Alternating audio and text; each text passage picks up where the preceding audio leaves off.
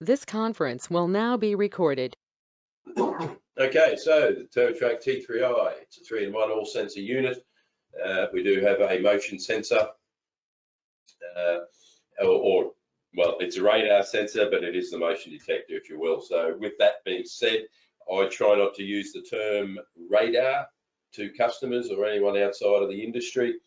And it is a microwave emission device, and I try not to use that terminology at all around customers as well.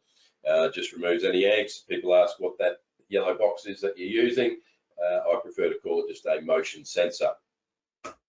Just takes tinfoil hat wearers out of the equation. If you end up being on a plane, you're traveling somewhere, you do take it, you get asked at check-in security what it is, do not mention radar or microwave, whatever you do. All right, so again, just call it a termite motion detector. It's the safe way to go about it. There is a thermal sensor inbuilt into the device, so it's checking for surface temperature. Health and safety on that one, there is a laser beam coming out of the bottom face. For obvious reasons, don't go pointing that at people's faces and so forth. Now, thermal sensor being surface only, we're not looking for heat as such. What we are looking for is thermal differences in areas, and it is the same technology as a thermal image camera. When we get onto that section, I will go through it in a little bit more detail. And there's also moisture sensor. Now, it is a dual mode moisture sensor, so it does have a relative and a direct mode incorporated in it. So we do have all those three sensors in it. Touch of a button on your Android device, and you've got a different sensor for a different application if need be. Excuse me. All right, so for those of us in Australia, and we do have quite a bit of a contingent from Fiji here, so thank you to you people for joining us. But for those of us in Australia, we should all be aware by now that the Australian standards for inspections of 3660 series, point 2 was changed in 2017. Amongst that, it does go on to list a clause under specialist tools, and it's saying that specialist detection tools include the following: a termite radar unit, detector animal, or a thermal imaging camera. And a competent person providing a specialist inspection should have one or more of these tools available for use. So this device itself does have the thermal technology built in, splitting hairs on imaging camera, of course, and then also the radar unit is in there. So it is good as a document, as the minimum standards for industry. It is good to reflect that technology is moving forward throughout industry. We've certainly come a long way, walking around with a pocket knife and a stick.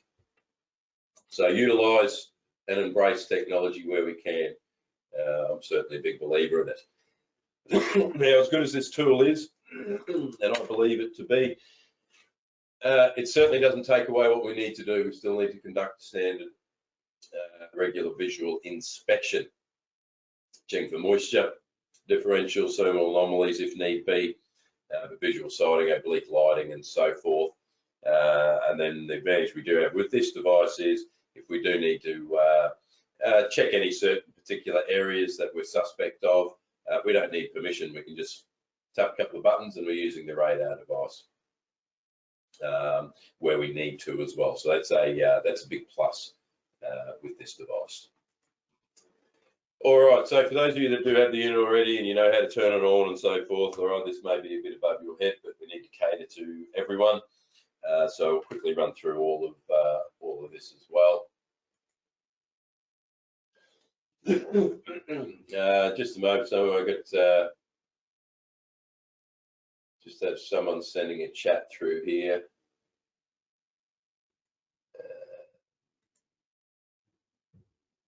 Just a moment. I got someone that's having trouble with their sound. Just give me a moment, please.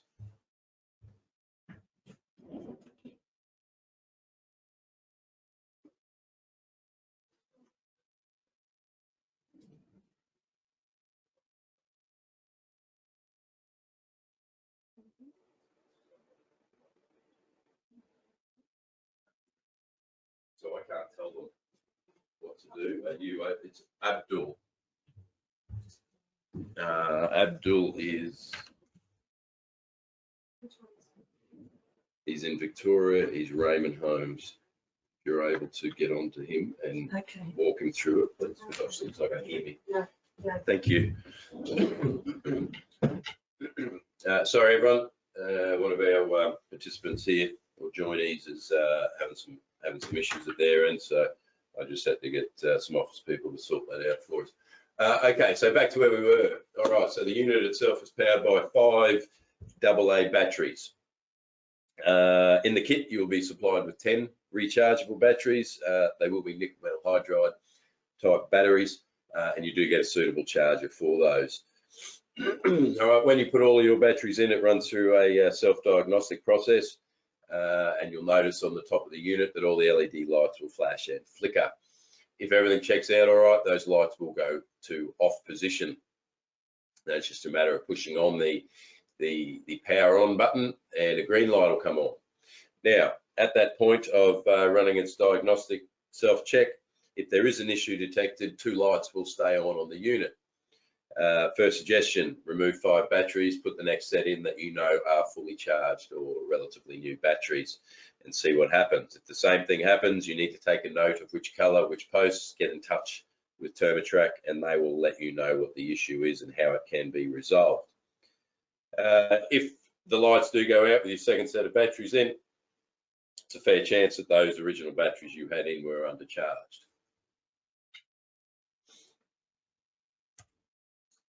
All right, so connecting to Bluetooth. So it is a connection with Bluetooth connection with Android-based devices. There is no Apple connectivity at this point in time. If you are an Apple user, the kit, you can get an Android device supplied with the kit as well at cost. However, it is what it is at this point, so don't hate me if you don't like Android stuff.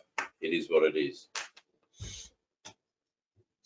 All right, so when we are using it, after we've connected the device, open the app, hit connect, it will turn green light, turn to blue, and you'll notice that the app screen is all in color mode.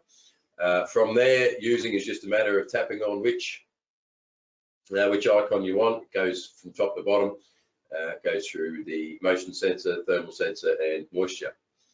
When we are using each sensor, we'll have 2 LED lights on the unit each time. The blue will remain on, that's the Bluetooth connection.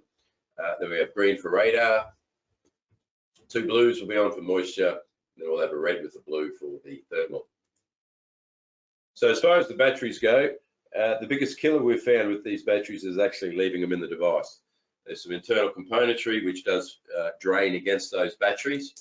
So throughout the course of the day, if you leave those batteries in series, you will deplete those batteries quite significantly.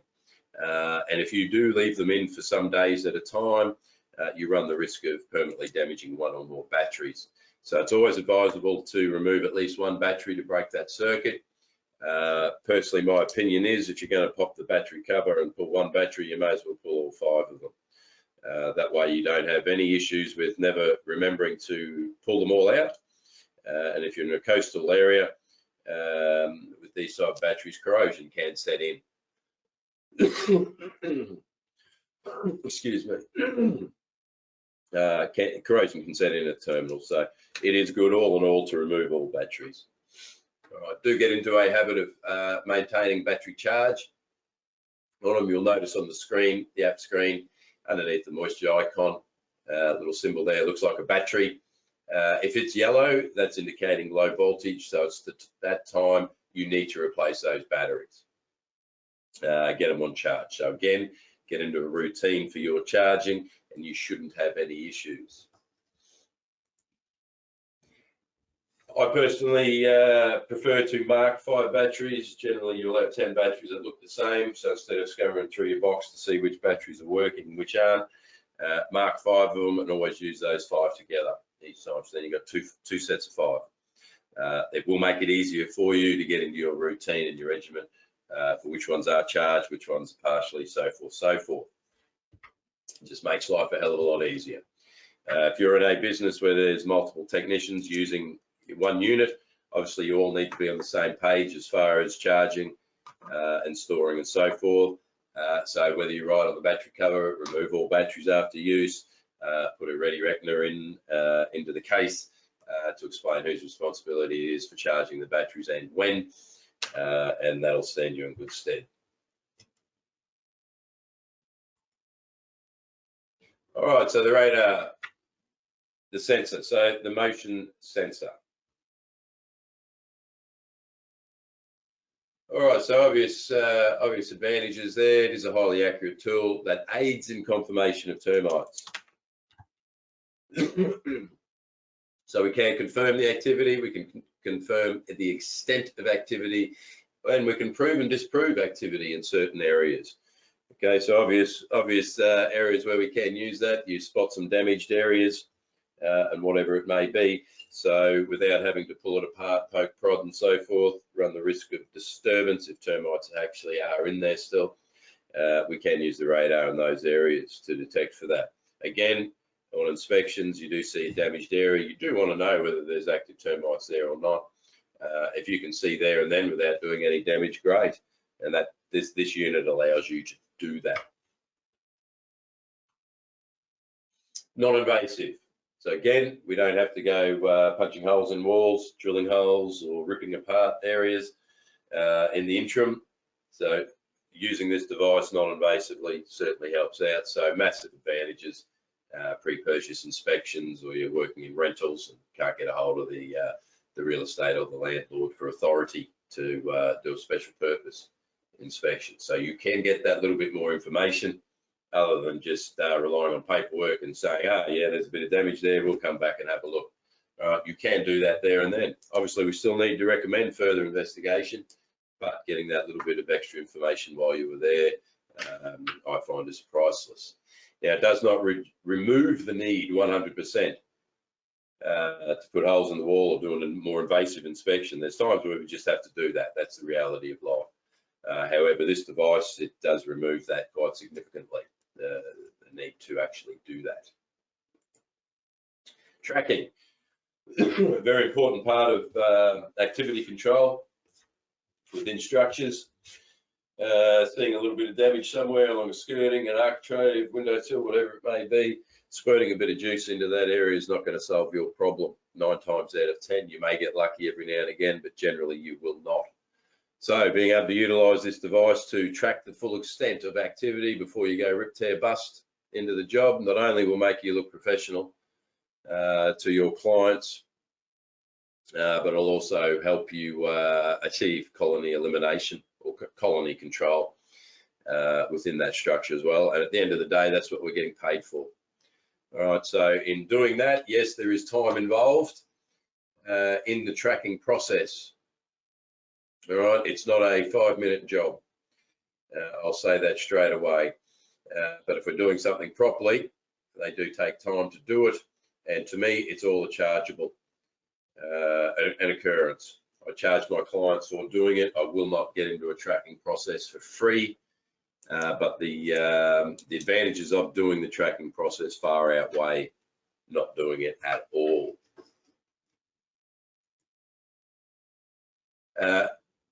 Part of that tracking process, and a thorough inspection, of course, does lead us into precise treatment. We're pretty much sport for choice nowadays in the product availability, foam stuffs, baiting as well. But each product that we use relies on the same thing. It relies on numbers. It relies on aggregation and getting that product to where it needs to be. So without completing that tracking process, hopefully finding close enough to entrance points, but seeing where they're tracking up, which studs, which area and so forth, that will allow for you to get that product exactly where it needs to be. There is no point foaming up a whole wall void in the hope that you're going to get some foam onto a termite here and there if they're only tracking up and down one stud or one bottom plate, for example. So being able to see that non-invasively is a huge advantage. That is where it'll save you a little bit of time because you already know exactly where to put your product. Coming back on your follow-ups, if you've done your tracking process correctly, you'll have marks everywhere. Then you can just continue on from those marks on your follow-up to see whether your treatment has worked or not. So we do need to look at treatment of termites very seriously and not just go in with the attitude of I'll just grab a can of foam and have a bit of a squirt somewhere where I saw the damage. All right, we all know, well, we should all know how unprofessional that is, and it is not going to give you the results that you need. We do need to take that time. Getting the bug juice where the bugs are is always going to win. At the end of the day, clients will see the professionalism that you have and charge what you are worth. All right, so positioning of the radar sensor. Having the unit flush to the material that you're trying to penetrate is always better. It will give you maximum penetration ability, and it'll also reduce a certain amount of reflection that you can get, which is inherent with microwave technology. So with an air gap, it does reduce penetration, and then going on to smooth glossy material, it will bounce back quite significantly.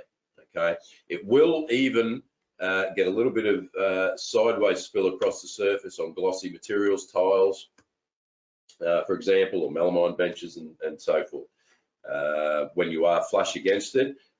However, we can alleviate that by utilizing a little piece of cardboard in between the unit and that material, glossy material, and that acts as a buffer or a dampener for any sideway emission spill that comes out.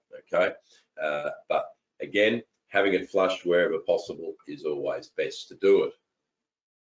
If you do need to have a slight air gap, i.e. using the kickstand involved on the device, which runs at a 45-degree angle, then or you physically can't get it right beside that material for obstructions or whatever the case may be.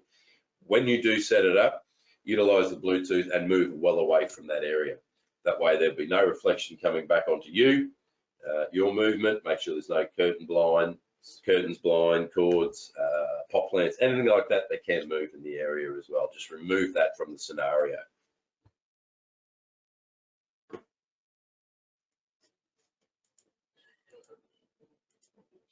All right, so as far as building material penetration goes, excuse me, all of these materials depicted here on the screen, it will penetrate, obviously varying depths and degrees. So the penetration is affected by the density of the material. So as we increase density, conversely, the penetration decreases. All right, so running through these items that we have here, it will go through a standard clay house brick sideways. No issues at all. Cavity brick situation, it's not going through your 2 bricks, but getting into that cavity, it certainly will do. Plasterboard and your blue boards, it'll certainly, so your white board, blue board, and gyprock, it'll certainly penetrate through that. However, if there is a foil lining on the back of the plasterboard, that becomes an issue, and I'll explain in a little bit as to why that is a limitation. But just be mindful of that scenario as well. Okay, so there is some products out there that does have a foil lining on the back of the plasterboard, and that is an insulation type scenario. Not a lot of homes do have it because it is expensive. However, you will see some around there every now and again. So it does pay to do a roof inspection prior to any of this sort of work. That way you can see what's going on as well. Particle boards, press boards, chipboard and the like, yes, it will penetrate through those materials quite easily. Concrete blocks, it'll get to the core of the block if it's an open core concrete block. If it's a core fill block, you're not going all the way through. But with bricks and blocks, you're obviously tracking through mortar, you can do that, slight cracking and so forth. It gives you the ability to do any tracking through that as well. Now tiles, very porous material, as is granite marble. That's a very porous material, so it will penetrate through that very easily, but we do need to be mindful of the glossy, smooth finish that we do have on them. Now, as far as timbers go, again, softwoods penetrates very easily. Tests that have conducted, everything was with plasterboard on it. So going through radiator pine with plasterboard, we're achieving about 85 millimeters of penetration with a suitable size pattern on our screen, which helped us, was sizable enough for interpretation anyway in that scenario. As we go up in the densities into the hardwoods, it does reduce significantly. Tests on spotted gum, it was dropping the penetration down to around 40 millimeters. All right, so understand what timbers you're trying to penetrate, and that will give you a good indication on what penetration ability you will be getting. Now, the field of view, you'll note there on the picture there, the bottom face of the unit with the red square. Within that red square, you'll notice there's a circular area with little indents. That is the field of view. So movement has to be crossing through that circular area. All right, so it is a fairly small on the scheme of things area. It's 35 square millimeters. So you may think, oh, that's quite tiny. But however, getting it on the right spot, once you've moved it around a few bits to get it where it needs to be, it is an adequate size on there. For obvious reasons, it doesn't want to be too large, because when we are tracking terms, we want to know exactly where they are within a region. So the emission of microwaves also exits in a square fashion. It does not get larger the further away from the unit it goes. Again, for that reason of we want to know that the movement is directly underneath the unit, not picking up further away from it outsidewards. Obviously, we're back then into the case of where are they? So having it in that square fashion enables us to do that. So be very mindful of your positioning of the device where it is. So that leads into using the flip stand on the device. You'll notice on the back, it's a little stand that flicks out, that top right picture there. Now that's perfect for using in scenarios sitting on the floor, going into skirting boards and the like. As we know, a very common way of termites entering structures is via slab edge and then traveling underneath bottom plates, between bottom plates and slab edge. So if you're sitting your unit flat on its back on the floor, pointing into that area, invariably you'll be going straight over the top of possible activity. You will note there's about a 6 millimeter gap from the field of view to the base of the unit. Then we couple that with our flooring as well. So that's sitting us up another 10 mil to 12 mil or so. So that is plenty of room for termites to be directly underneath that area and eating a sizable chunk of the bottom plate too. And you may not detect them if you're sitting flush on the ground. So the flip stand certainly comes in handy in those scenarios. But again, we're creating an air gap. Invariably, skirting boards are gloss paint, so that reflection will increase. Obviously, again, move away from that area.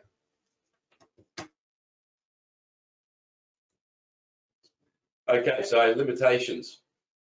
Now, it is limitations of microwave technology. Microwaves cannot penetrate metal. So I was saying earlier about the plasterboard with the fall lining, that is the issue. It's metal, it will not go through that fall lining or anything metallic. All right. Microwaves do bounce off metal. However, in saying that, depending on the positioning of the metal to the unit, will depend on what we're going to be looking at on our Android screen. If there's an air gap between the unit and the metal, for example, we're sitting on plasterboard, internally facing outwards, and there is isolation on the building, which there should be, since the I think it was around 86 or 87 when isolation was put into the building code. So pretty much any home built in the last 35 years or so, it should have that on there. So we must expect that. Now, if you're just going from plasterboard out, not over a stud, there's an air gap. The thickness of the stud, so invariably 90 millimeters. With that distance, it's hitting the foil, it's bouncing off. It can give us all sorts of erratic patterns on our screen. However, if there is no air gap, so the scenario of plasterboard with foil lining, there is no air gap there at all. So there's nowhere for that radar emission to go. So essentially what we will end up with is a flat line. Even if there is activity beyond that foil lining, you will not pick up on it, even though it looks like we're getting a flat line. Okay, so again, being aware of what materials are used in construction is a big thing. Knowing where perhaps steel lintels may be, or steel beams, strappings, and so forth. All right, so anything metallic at all, it is not going to penetrate. Steel framed homes can be another issue, but everything can be worked around if you know what's in behind the wall. So if you know the construction, you know it's been used, then you can work around it by understanding the limitation itself. Moisture is another issue with microwave technology. Moisture does absorb microwave technology. So as that moisture content increases, the absorption rate increases with it. And then part of that, on our screen, your signal or your patterns for interpretation will get reduced, which does make it problematic in certain areas. Total absorption is generally achieved when we're getting the 25% or above moisture content, in indicative moisture content within building materials. Now, a lot of people said, well, that's no good because moisture is termite style. Well, that's not the case. That's not the case at all. Gone are the days of people using a Tremex 30 years ago and saying, there it is, it's beep, beep, that's moisture, that's termites. It's a fallacy. Yes, termites can create a moisture scenario with their bivouacs, with their carpet material, particularly Acinasiformis, for example. However, but if we're getting just a straight moisture problem and it is above or getting close to fibre saturation point, which is 30% within, on average within timbers, that's too wet for termites at the end of the day. They're not going to be right in that high moisture zone.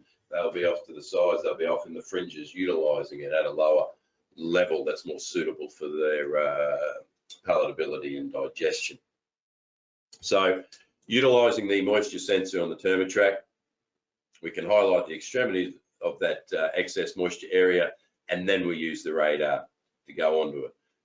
So I do have some little videos which will show you that full scenario on how to do that. And I'll run through that as we go through today's presentation. But just be mindful of those two scenarios there. I've had a lot of people in the past found moisture and then they put the radar straight on it, not getting a reading, and then subsequently termites have been found. Purely, that is not a fault of the device, that is not understanding the device. So I cannot stress that enough within the limitations of what the microwave technology has.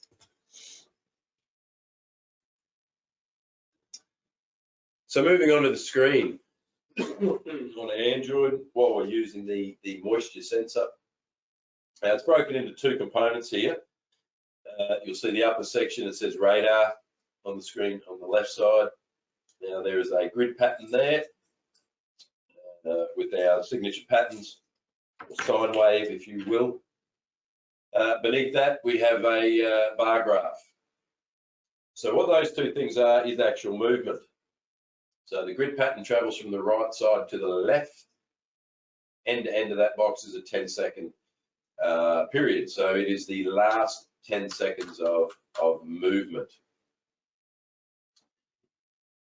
The bar graph comes out from the left, the blue flash, if you will.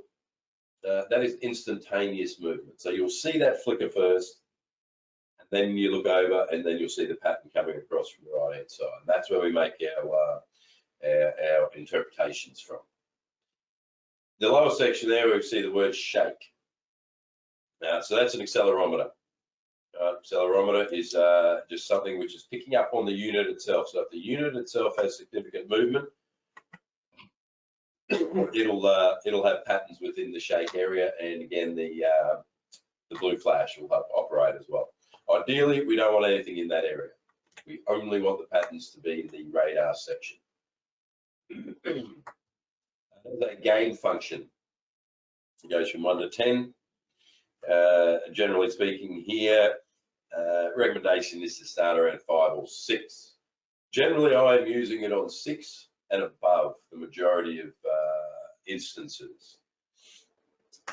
There is times when I do use it lower, but there's no set level for it to be on. It's a situational basis.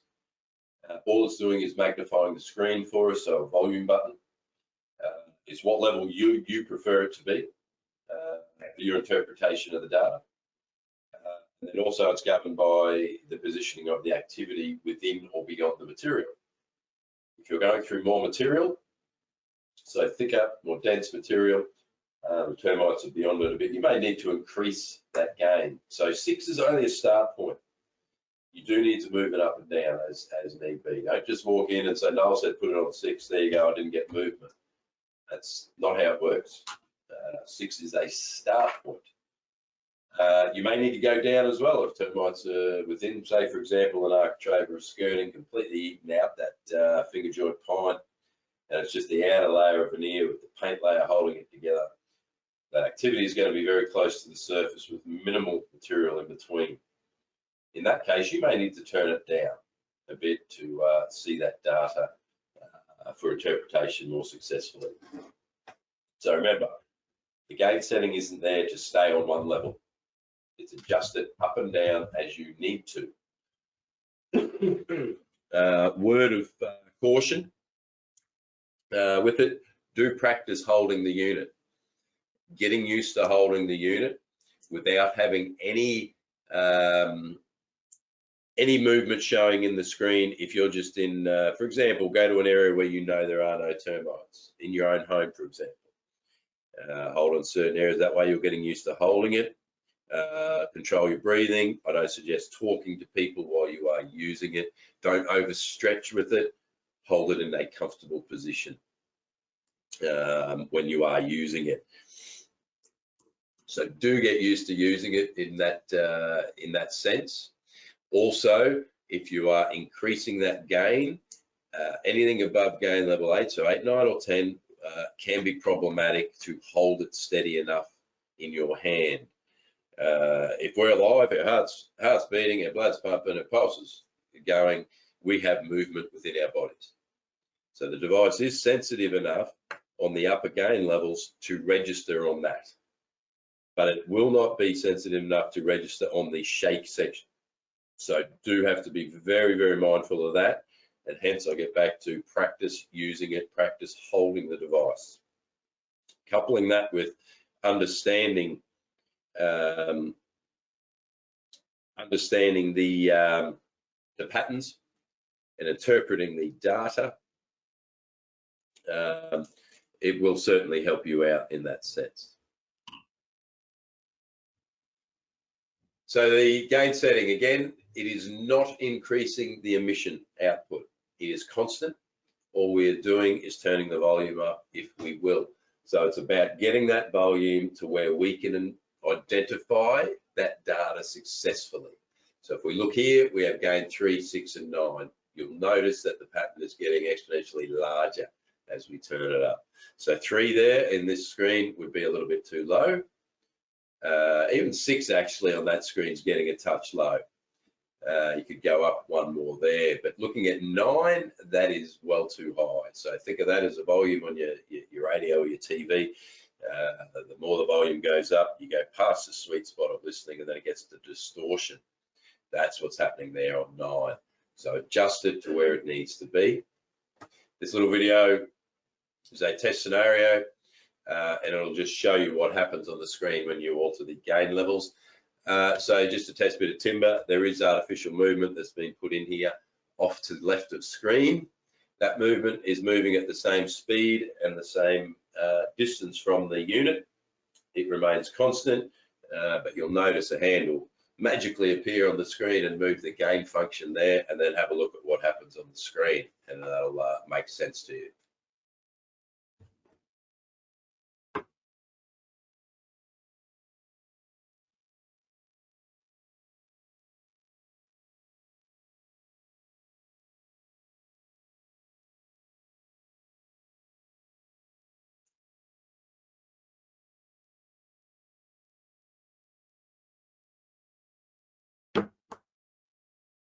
All right, so again, it's a volume button, not increasing that penetration at all.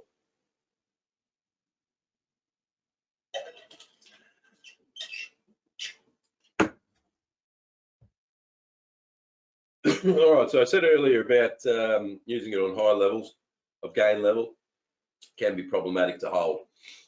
All right, so there are items available to alleviate us having to hold it. And look, in reality is there are some people that just cannot hold it. Okay, they do have difficulty holding it steady enough, and that's not a problem. Use whatever you can, whatever you have at your disposal to put it on a solid platform to be able to utilize it in that sense without you holding it. So there's a couple of items available through Thermotrack. One is a tripod. You'll note on the unit itself above the battery compartment there's a threaded insert. That's where the tripod will attach to. Tripod extends to roughly 3 meters.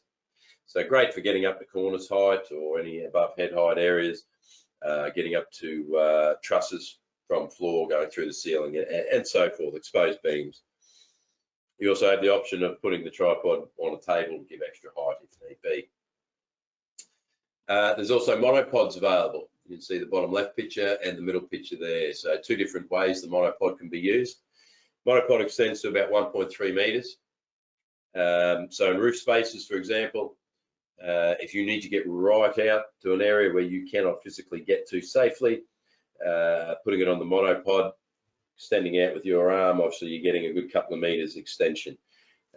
Position it, then you can be more comfortable back in the roof space, looking at your Android, seeing what's going on. There is stability feet available, so you can use it on walls and so forth. The stability feet help you obviously not to fall over, which may or may not damage the unit if it happens repeatedly. Again, the monopod can be put onto a table, a chair, whatever it may be to get excess height on it. Now, just bear in mind, putting the radar unit onto the monopod, it is not something you're going to be holding. It is more of a positioning device, getting it to where it needs to be.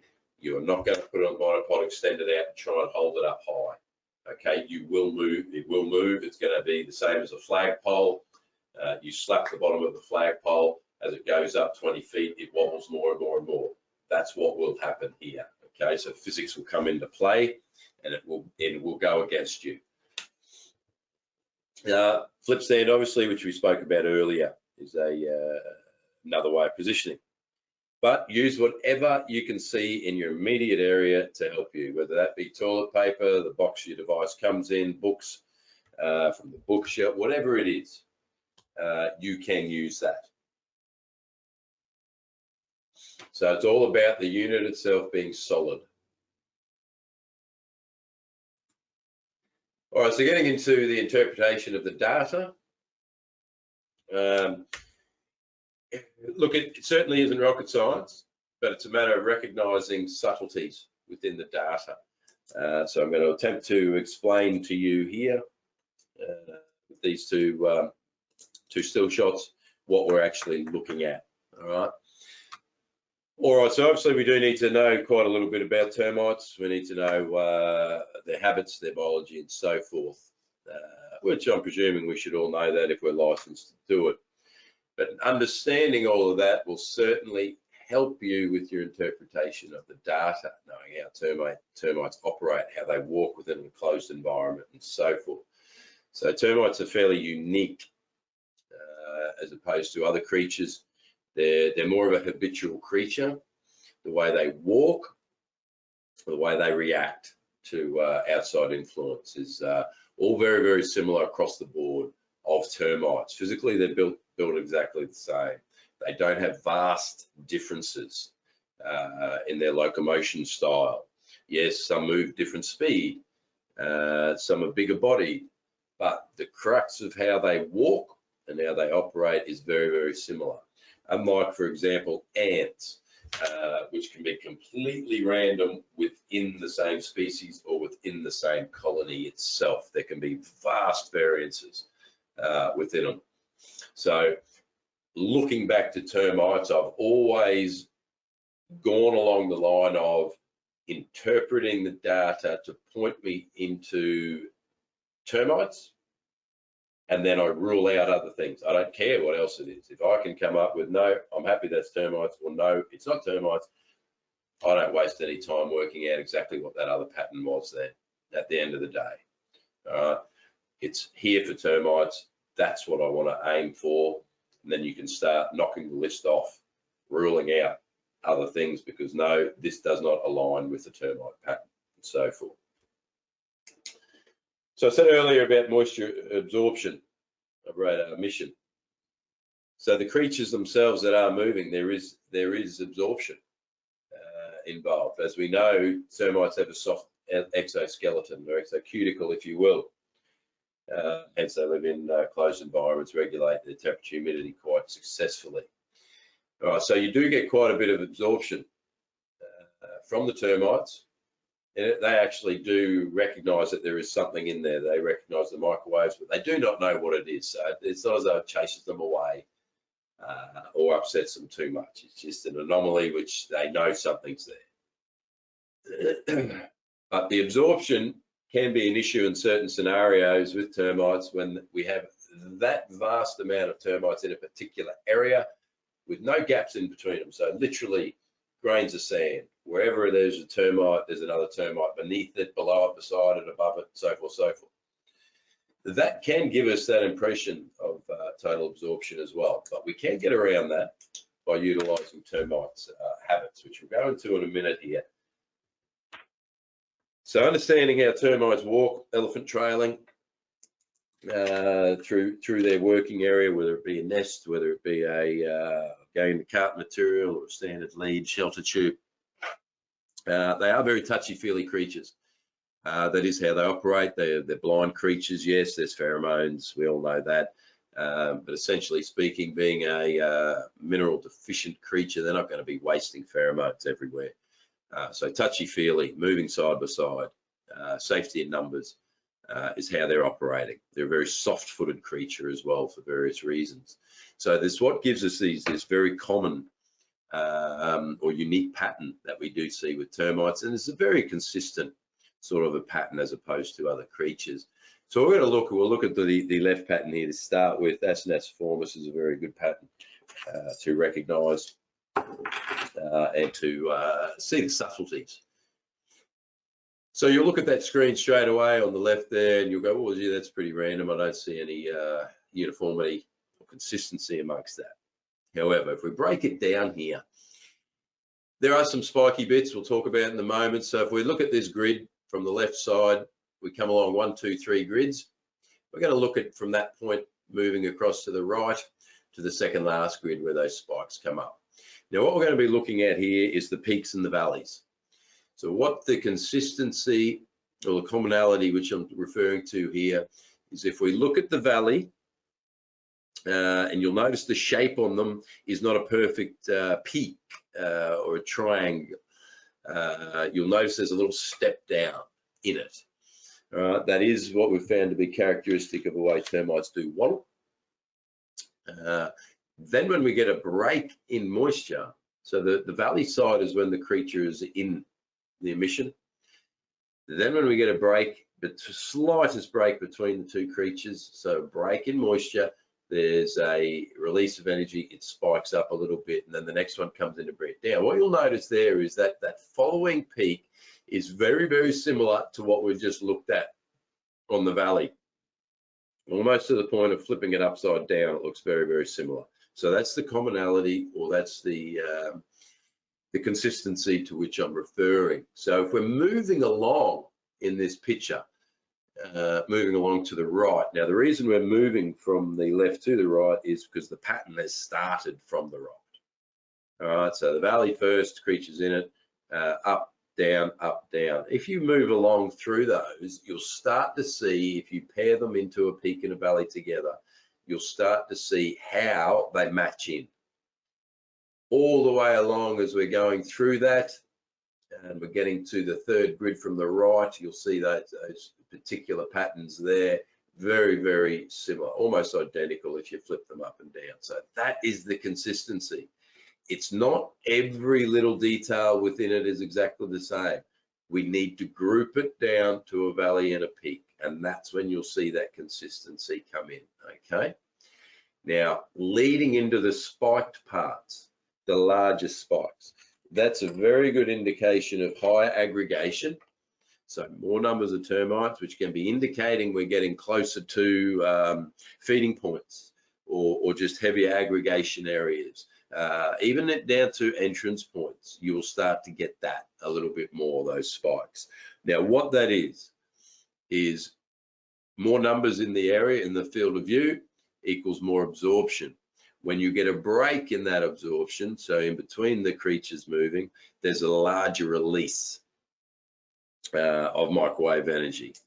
So for every action, there's an equal and opposite reaction that's coming into play here. So obviously that spike goes up a lot larger, and then it'll come down again and so forth. So various genus, we do notice these a little bit more. Also, depending upon size of colony and size of activity will come into play with that as well, okay? So all of that in itself is what I'm looking at. Yes, it is easier watching it roll across your screen in video format, but we need to have it in a still shot to explain those little subtleties to what we're looking at there. So with that being said, we can utilize that, but then also what we're going to do is we're going to utilize the termites' reactions to outside influence to our advantage. And what I mean by that is all termites are programmed to react to outside influence. This is why they're a very soft-footed creature.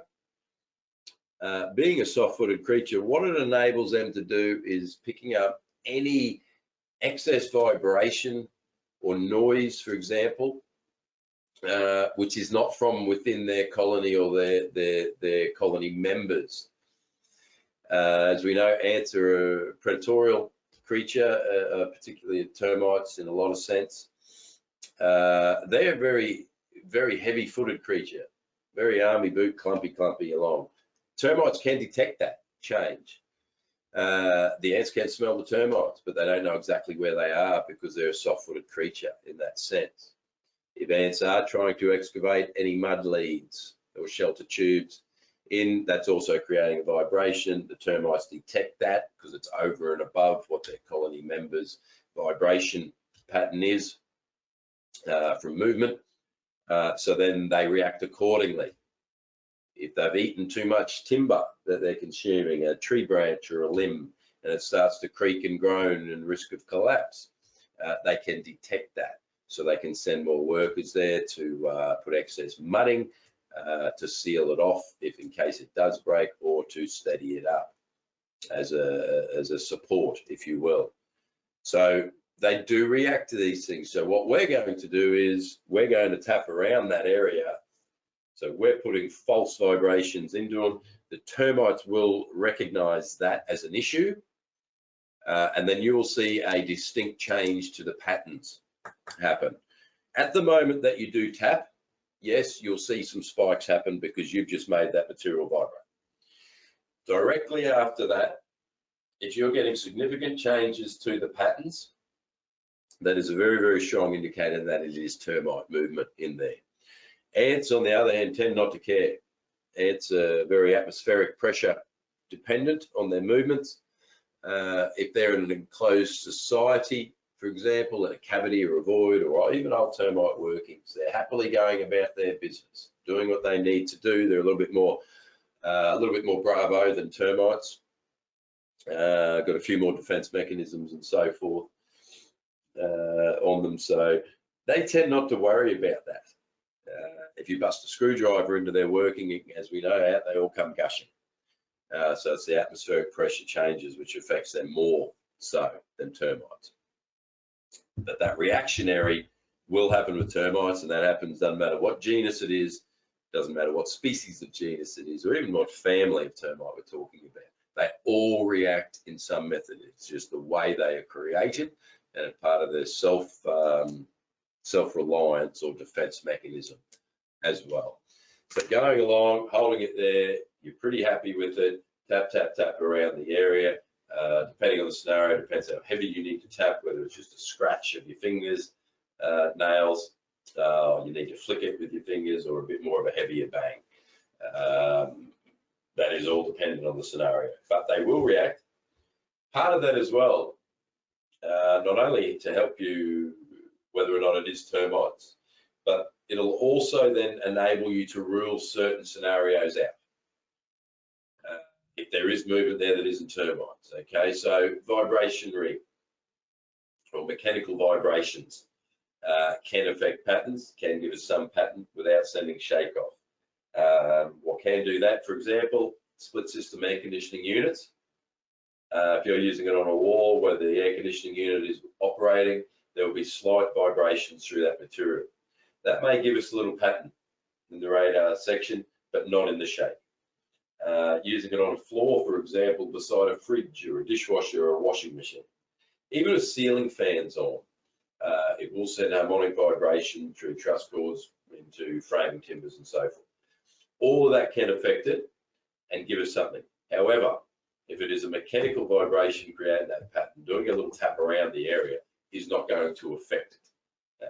It is not going to change. It's a mechanical object creating it. So again, we can start ruling things out, or ruling in what the scenario is. So if you do suspect it is a mechanical device that is creating that, after doing some of your little tests and procedures, walk over, have a look around the room. What is on? They could be creating it. Oh, the air conditioning unit on. Mrs. Jones, we need to turn the air conditioning unit off. All right, so while you're looking at your Android, turn that machine off. If it's that machine creating it, then you'll see a change in the pattern. All right, and that goes for any mechanical device in the area. So explain all of that to your clients, explain to them why or why not you may need to turn things on or off and so forth. But all of that leads you down the path to a correct interpretation of that data. All right, so that in itself, talking about it, yes, the pattern here on the left is very more easily recognisable. Drywood termites, on the other hand, slightly different, but the crux of the pattern is similar again. If we were to break the pattern down on the right, which is Cryptogamma brevis, so we do have them up here in Queensland, but quite prevalent in certain regions around the world as well. And of course, we do get a lot of native drywoods up here as well, particularly Queensland. Pattern, yes, a little bit smaller. A lot of the reason behind that is drywood colonies are a lot smaller for themselves. They're a very lazy creature, actually, drywood termites, particularly brevis. They're pretty slow moving. They're pretty chilled, if you will, kicking back and so forth. They're galleries. They don't have mudding as such. Coupling with the smaller numbers, slower movement throughout their working area, that pattern does become a little bit smaller for what we're dealing with. So at times you may need to be a little bit higher with those guides, dependent on the situation. But again, they will react to you tapping around the area, and in particular, just scratches generally help with drywood is enough to upset them and get them moving on it. So all of it again does come into play, and you can see slight differences with it. You will, more and more you use it, you will get closer to being able to break it down to a genus. I wouldn't necessarily say getting it to a species level, but certainly the genus level, you can get quite close with it. But also looking at damage, looking at fecal spotting and so forth should be able to give us a good indication on that as well. And your environment, your locality where they are. So I don't necessarily comment on what type of termite it is, unless I have other mitigating factors which can prove to me what they are.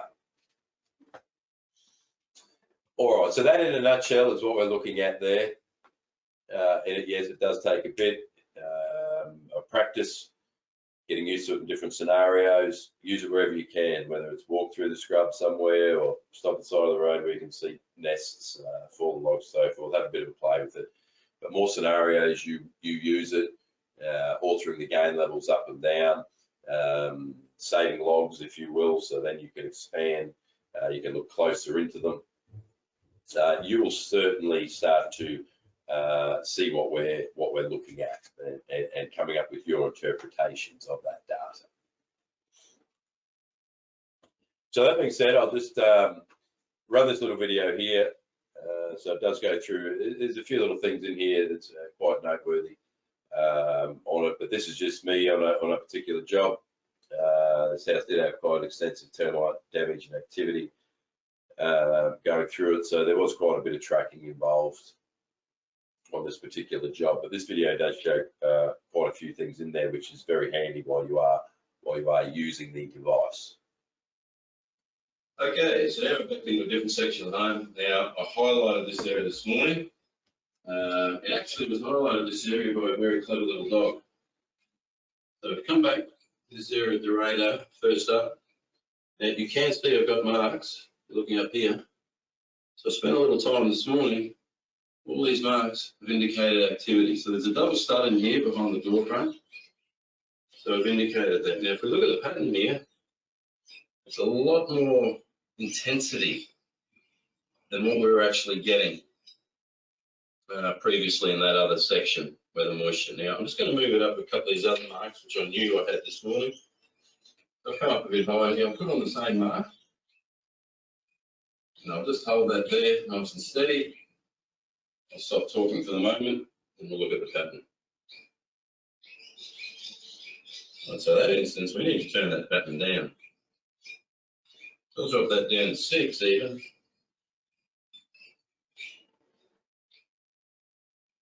Very healthy. But what I'm going to do now, I'm just going to move it sideways off that area. So see now what's happening is that's going down to a flat line. The reason I've done that is to rule out if there's any shaking with me, creating vibration to give us a pattern. And there's a little bit there now for me talking. If I'm not talking, you'll see that's coming back flat. I go back to our mark.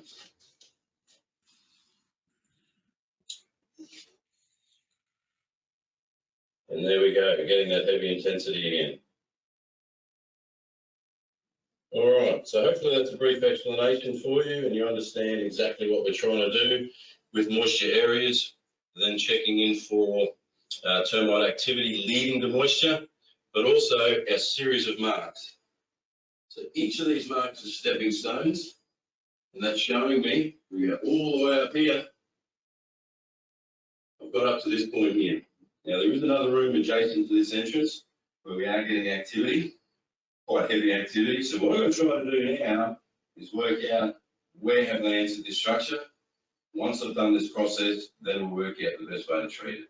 All right, okay, it's next time. Have a good day, everyone.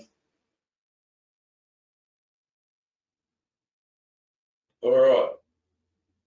So hopefully that little video there has explained a few things and you got to see what I was talking about there. So in particular note there of if you believe it's you creating that little vibration to give you a pattern, just move to a different area where you don't suspect there to be termite. So nothing's changing then. So if you do happen to move it to another little area and all of a sudden you're getting a flat line, there's a good chance that you're on an area of movement there as well. So as you can see, there is a process of elimination involved here. It is not facial recognition.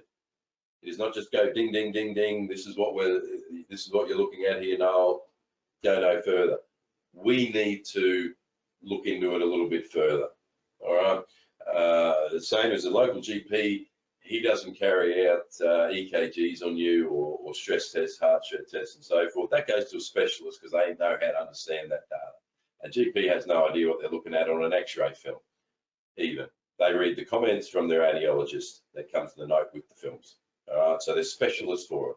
So it's about taking the time to look into things, to fully understand the target animal and how that translates over to the patterns that we're looking at. That's what that's where you become a specialist in these things. Same as a mechanic. Nowadays it's a little bit different as far as those guys are concerned, but going back a little while, oscilloscopes on cars Not every mechanic had an idea on how to use an oscilloscope. A lot of mechanics nowadays wouldn't even know what an oscilloscope is. But a good mechanic would be able to look at it and say, yep, your points are opening there, closing, the drill angle's that because of this pattern, da, da, da, da, da, da. All right, so it's a specialist thing at the end of the day. So again, I cannot stress enough, don't just leave it sitting in the box and hoping you're going to know how to do it, or this device is going to do the job for you. There is no device out there that does the job for you. Use it, practice with it, play with it, do with whatever you got to do. So then when you are on a job, you at least look like you know what you're doing to your clients, but hopefully you know what you're doing with it, and it will make life so much easier all the way around. Okay. All right, so that's the radar section. I do realise there's quite a bit in that, which we're sort of cramming in. We are under a time schedule, obviously. Do we have any questions relating to that? Feel free to turn your microphone section on if you do have questions, or utilising the chat function.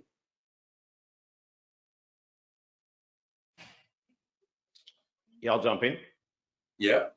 Can you just tell me one more time with the when you were looking at the two radar patterns side by side, you had the brevis one and the acinesiformis graphs up with the yeah, that's it. I just want to clarify. Did you say that if it's termite activity, that the top or the bottom of the line that's being drawn will be more rounded than, say, if it's mechanical or me, etc.? So is it a sharper top and bottom of the line, or anyway? Yeah, so it's not rounded per se, Scott.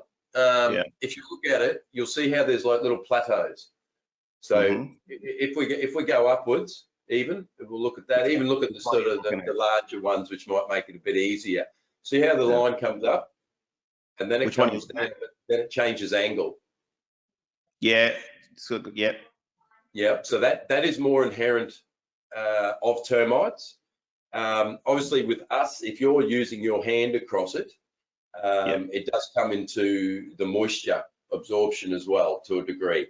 So yes, with us doing it as a fake movement, if you will, but that's what I'm talking about there is your hand moving in and out of it, will be more like that. But now if it's a vibrationary thing, yes, not so much. It'll be a lot more, a lot more peaked or triangular all the way along.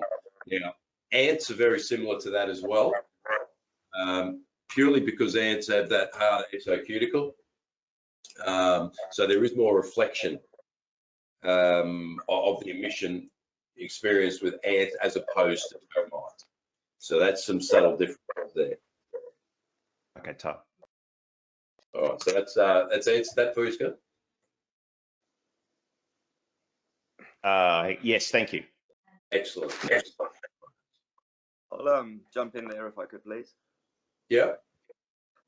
Just a quick one on the steel steel within a wall and the radar reflection from the steel. So say you're testing a steel stud wall, for example. If you do come across the stud, you'll get a pattern thrown back at you on the radar for the steel. And nails, screws, anything like that in within timber walls, do they throw back pattern as well? Okay. So, all right. So to answer the bit about sort of nail screws, no, because the field of view is larger than that nail head or that screw head. Okay. So it is still going around that. So that's not really an issue in that sense. Now, as far as a steel framed home, generally you've got your lining sitting flush onto it. There's no air gap. So when you're sitting on your plasterboard, if you're directly over the steel frame, you won't get any patterns. It'll be a flat line because there's no air gap. So we're saying you'll get reflection or bounce back from metal objects. That's only when you have an air gap.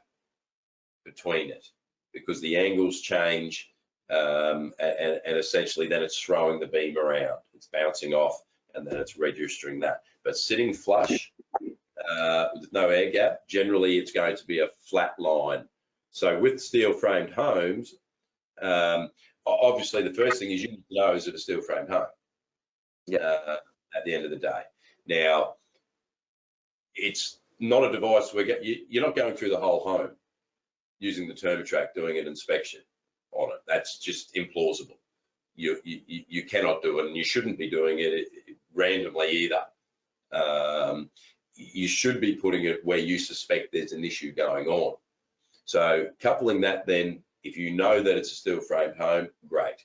So if you're tracking termites, for example, you do put it in an area where you suspect there's an issue, you do pick up on significant movement, you're happy to say through your interpretation that, yep, I believe this to be termites, and you're tracking them now. Then if you move it along, and then all of a sudden you get zero pattern, a flat line. A couple of things. The activity may not be there anymore, which could create that. So then from your last known point of activity, then move it upwards or a different direction. Okay. Now, if they're not there and you still believe they're moving down, have a look. Are you over the top of a stud? If you are sitting directly over a stud, all I do is sort of mark the edges of those studs, use whatever you need to utilize that stud finder with the metal setting on it, for example. Mark your 2 lines, 40 mil basically, go the other side of it and see whether you're registering it. Go up and down the edge of it to see whether they've gone into that stud and then come out further up, and things like that. Very good, thank you. No problems. Quick follow-on question. So does that mean that, like, let's say, I don't know, say a cold room panel, you can put the Thermotrack up against metal, provided that there's no air gap? Is that what? No. Is that what it means? No.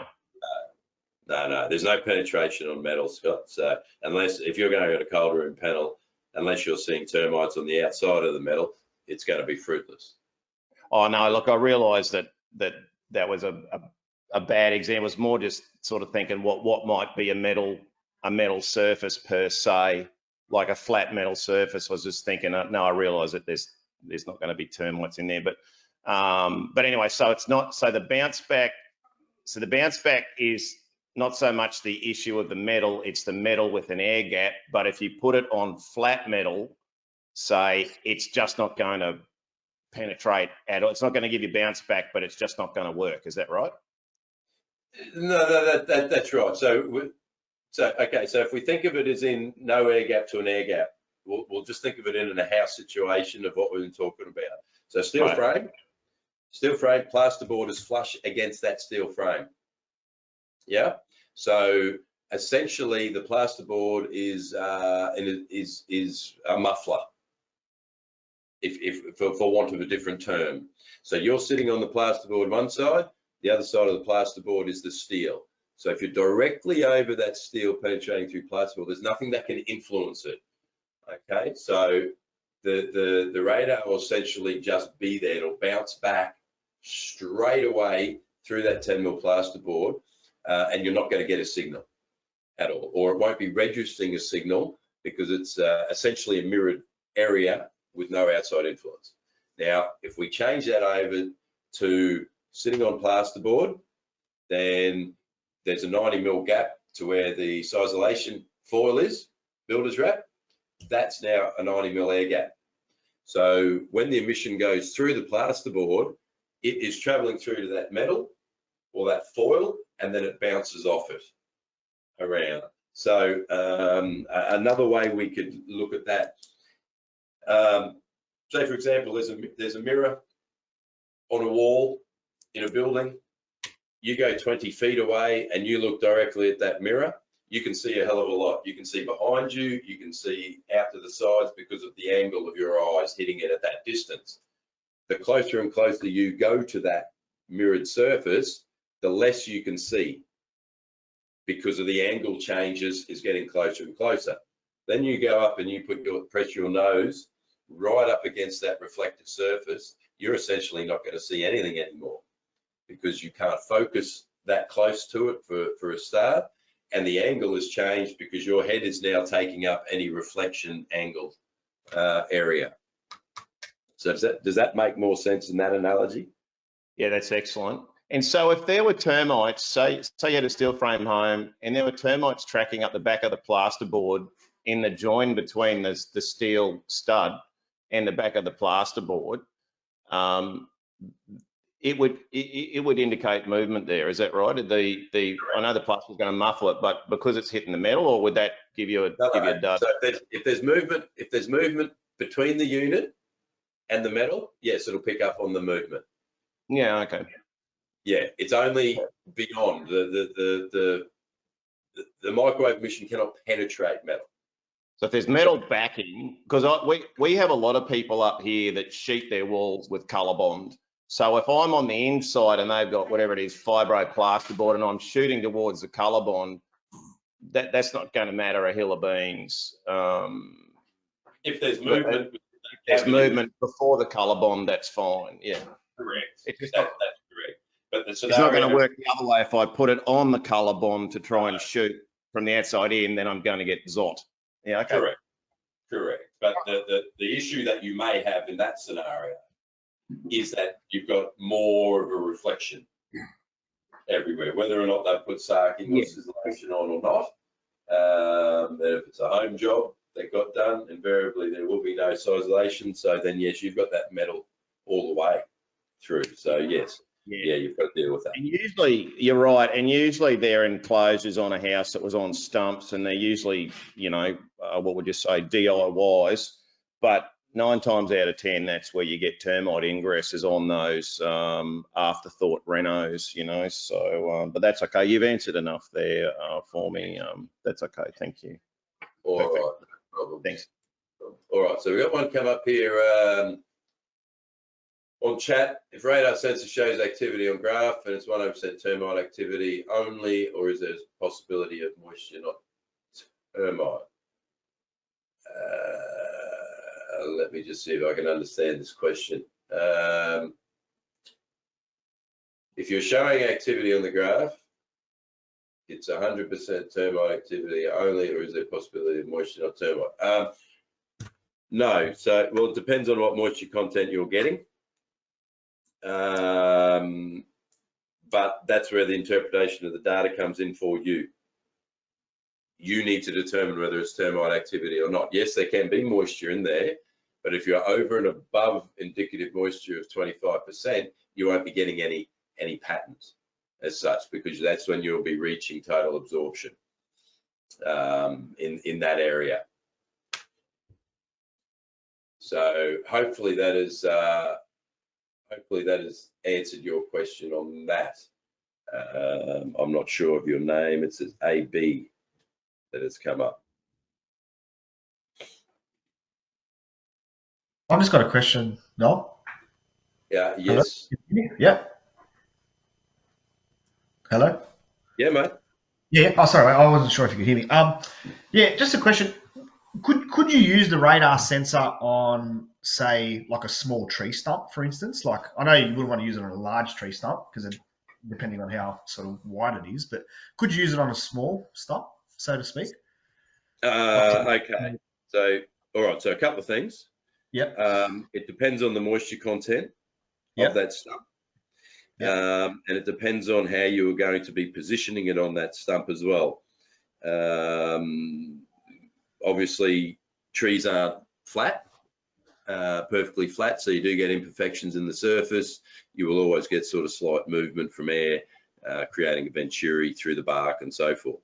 If it's a recently cut tree, no, because there'll be too much moisture within that phloem, and hence living trees, it's not going to work either.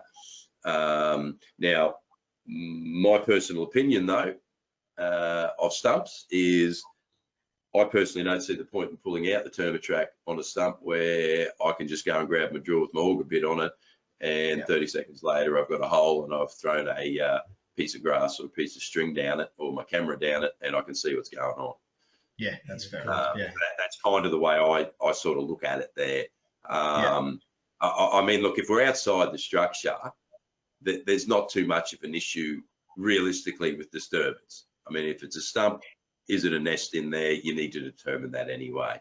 Yeah, which is I mean, the way yeah. we'll always done it. Yeah, that's right. And look, and a building scenario is a little bit different. It's a little bit more critical, isn't it? Yeah. Yeah, You know, you most don't want to definitely, chase them from one area to the next, per se. Yeah, that's fair enough. Yeah. Yeah.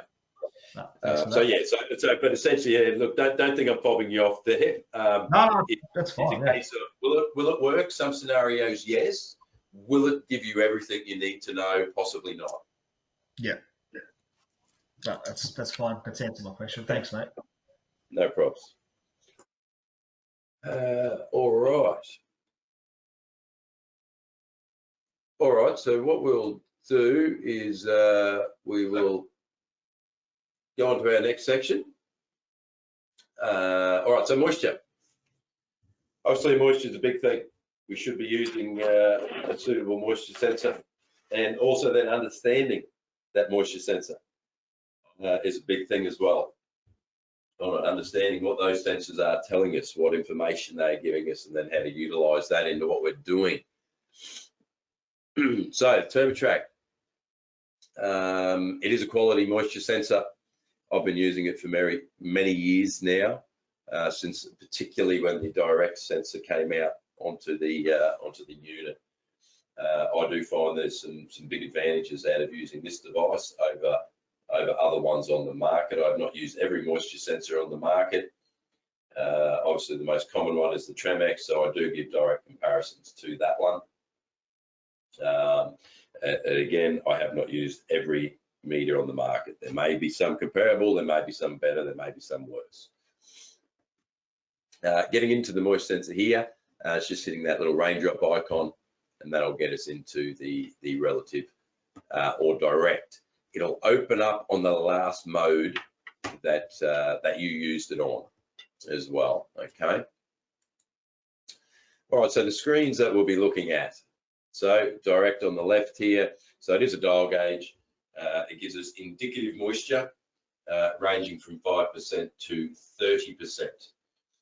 So, which is obviously good for what we're trying to do as a non-invasive type test as such.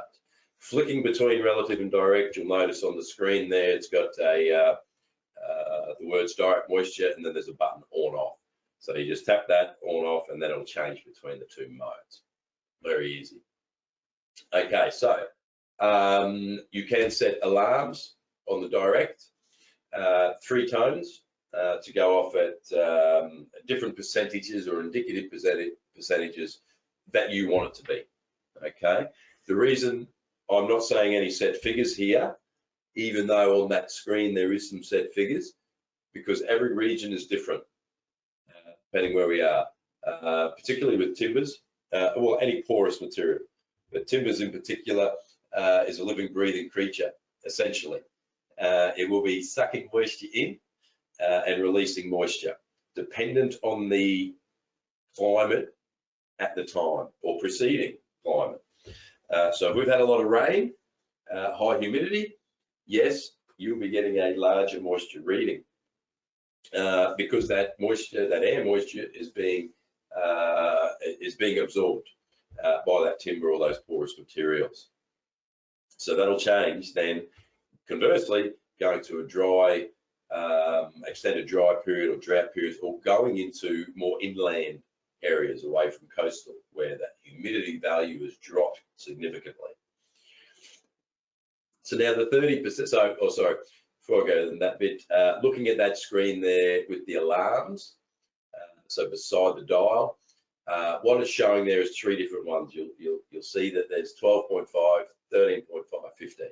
So what that is set up to be is the different tones of the alarm. So we don't even have to look at the screen when you have the alarm set up.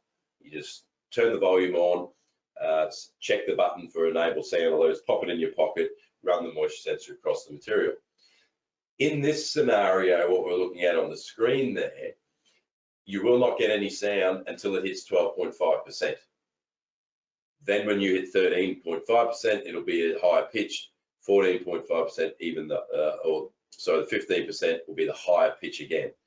So you know from where you set it up as your parameters as to what pitch it'll be. So you know what is critical and so forth. So to know what setting to put that on, you need to understand what your equilibrium moisture content is for your region at the end of the day. So every bit of timber has moisture in it at all. The building code actually allows timber and service to have up to 20% moisture to be put into service, believe it or not. Okay. However, in saying that, most of the EMCs, particularly in Australia, now there is variances to this, but you'll be looking anywhere from about 11% to about 12.5%. Sometimes a little bit higher, particularly in Northern Australia, in the more tropical areas and more rain-prone areas. But you need to understand what that is in your locality. Okay. Now, 30% indicative moisture on average, that is fibre saturation. Hence, non-invasive meters of this style only go to 30%. There is no way, once you get to fibre saturation, of saying what it is above that. All right. So I have seen a few meters out there that are non-invasive, got like a little steel ball on it, you run across the wall, and they try to tell me that you can see exactly if it's got 86% moisture or 92% or 74. Well, that's a fallacy. You cannot do it with a non-invasive meter in that sense. All right. Once you hit fibre saturation, that is it with a non-invasive style meter. Pronged meters, yes, you can, because they operate on a different setup on how they take their readings. But we cannot use probe type meters or prong type meters in timber and service, exposed timbers. You can't go up to someone's windowsill and push it in. You can't push through the plasterboard into the framing timber. You can't be leaving holes everywhere through someone's house, essentially. So hence non-invasive. So that's a few things we need to understand. It doesn't matter what sensor you are using, whether this one or another brand in particular, but we need to understand that basic concept of non-invasive moisture sensors and what we're looking at on there. Okay, so whilst it may seem simple, moisture sensing, there is a little bit involved with it. And I'm a pretty big believer in that the training system in this industry needs to address this situation a little bit more. Now, flicking over to the relative mode, what we're doing in the relative mode is we are only looking for differences between areas. We're not looking at percentages at this point in time. All we're looking at is in this particular area, we've set a reference point. When I've moved it, it has shown me whether there is more or less moisture in that area. That is it. So if we compare that over to a Tremex on the scales, Tremex scale 1, that is the direct function. That is direct. That's the only scale on a Tremex you are looking at the percentage. Any other scale after that, 2 or 3, or whether you're using the new one, 2, 3, 4, or 5, they are all what Tremex call their comparative scale. That's what this relative is on the ThermaTrack. Relative, comparative, it's just semantics with words, but it's the same thing. You're comparing one area to another, and you are not looking at percentage at that point in time.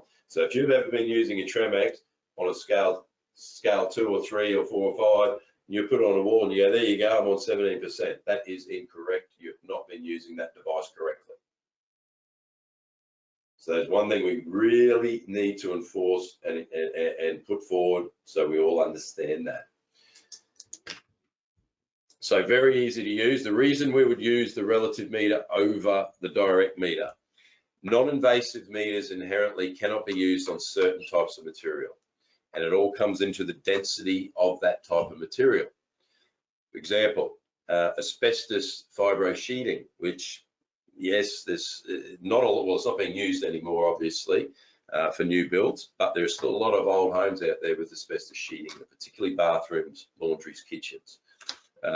So in those particular areas, using a direct reading is not going to give you the correct reading at all because of the density.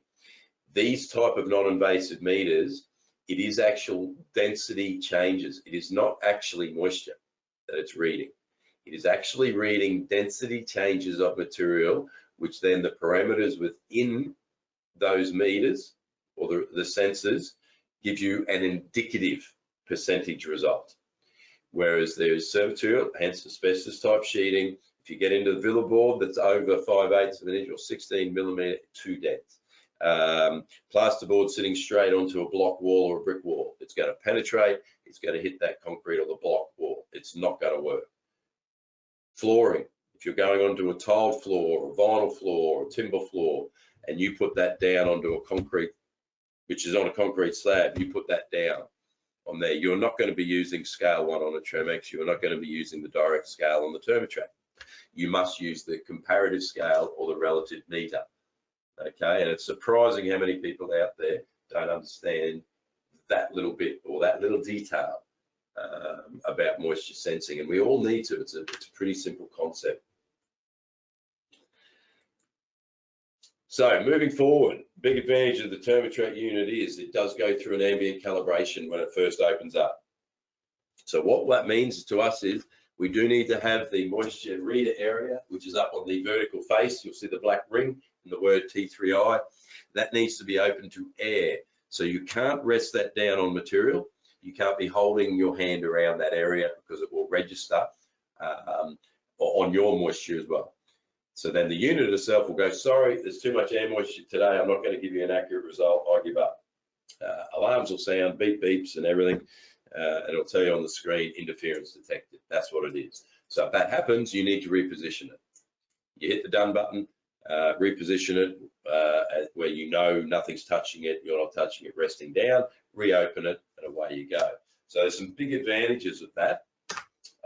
Obviously, there can be vast differences in humidity, air moisture in different areas, even within buildings, particularly this time of year, cooler weather, a lot more clothes dryers being used, a lot more steamy hot showers in the mornings, heaters on, things like that. So the humidity outside is going to be different inside. Even within certain rooms, internally, you can get those differences happening in there. So it pays to open it up in that particular area where you need to use it.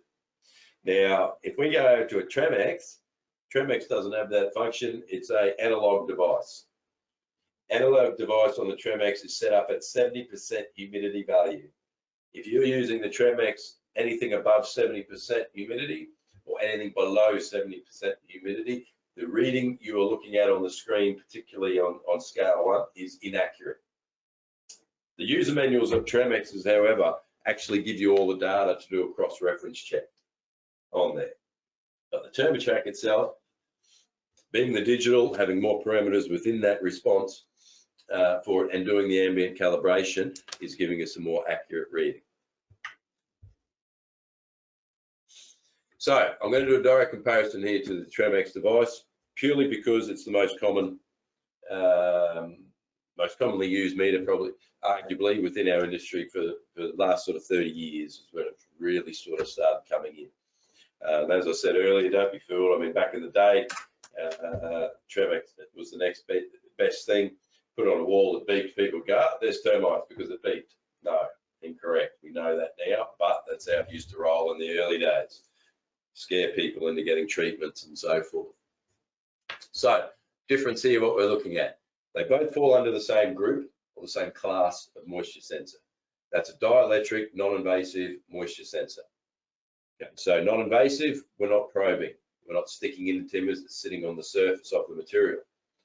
Dielectric, there's an electrical current emission from the device, the sensor, which then goes into the material due to the parameters and the readings within that changes or gives us an indicative result of that density change.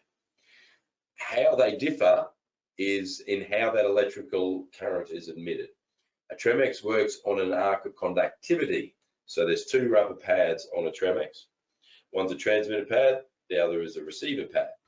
The arc of conductivity goes out of the transmitter into the material back into the receiver pad. It's the differences from that electrical conductivity going into a resistance value across the two pads. That's what then enables the needle to move and gives us an indicative reading. The Thermotrac, however, operates on a conductance level, which then is essentially going in and out of the material in a straight line. All right, so it's a continual discharge and recharge. So it's capacitance-based technology. So capacitor is a vessel of stored energy, electronic terms.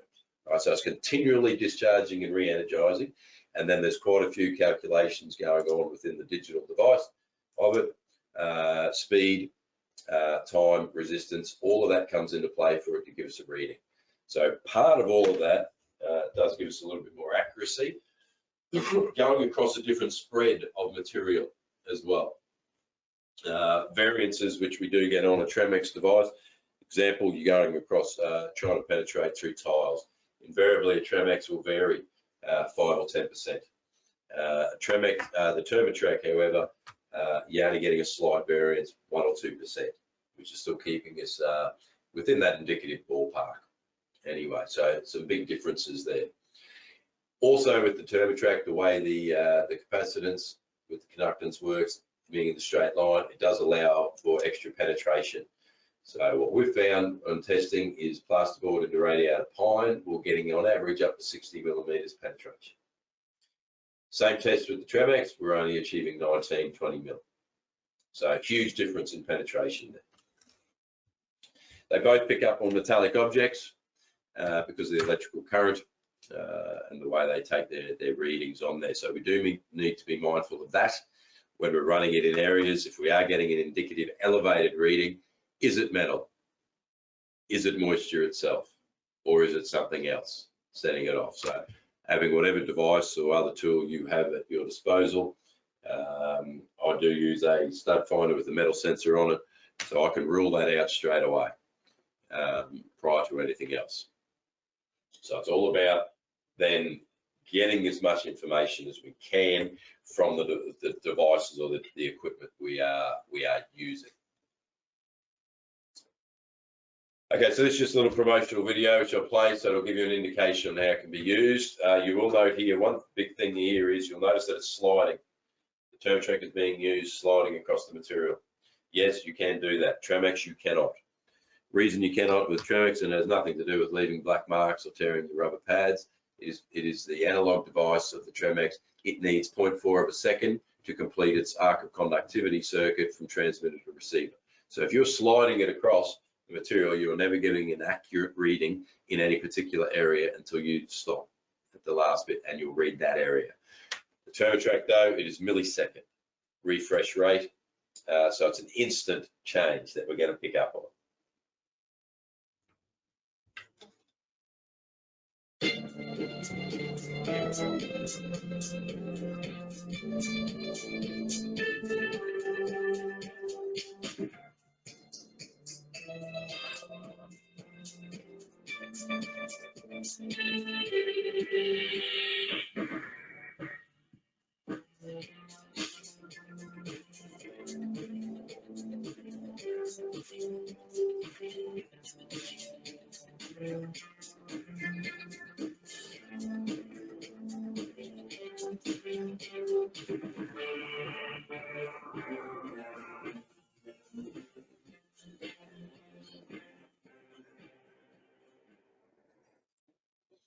Right, so some other things you probably noticed there was the monopod being attached to the device. So perfect for use with the moisture sensor, enables you to get down low, get up high without needing ladders or bending over and so forth, or running the risk of lazy people with their Tremex just doing it at waist height as they're going along and tapping.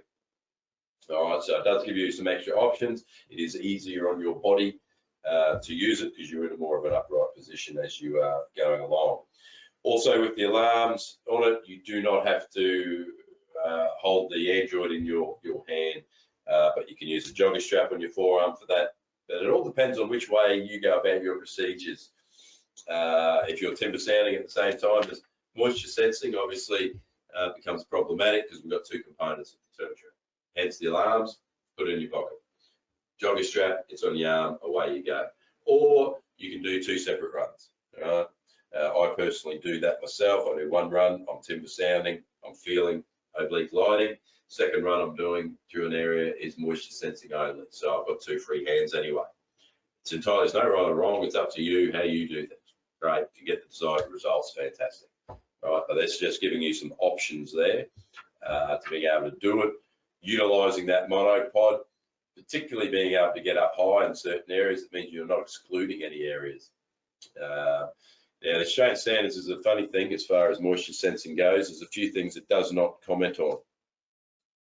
You'll notice if you have actually taken the time to read the standards, it comments on elevated moisture. It is not telling you a percentage. There's no reference to percentage as far as moisture goes, because they wrap that up under the guise of a competent inspector throughout the document on there. So a competent inspector knows what EMC is of the area they're testing, what relation to the climate affects that EMC, and knows what an elevated moisture content would be. So that's where all that comes in through with the Australian standards as such. It also tells you wet areas and any other area of your concern.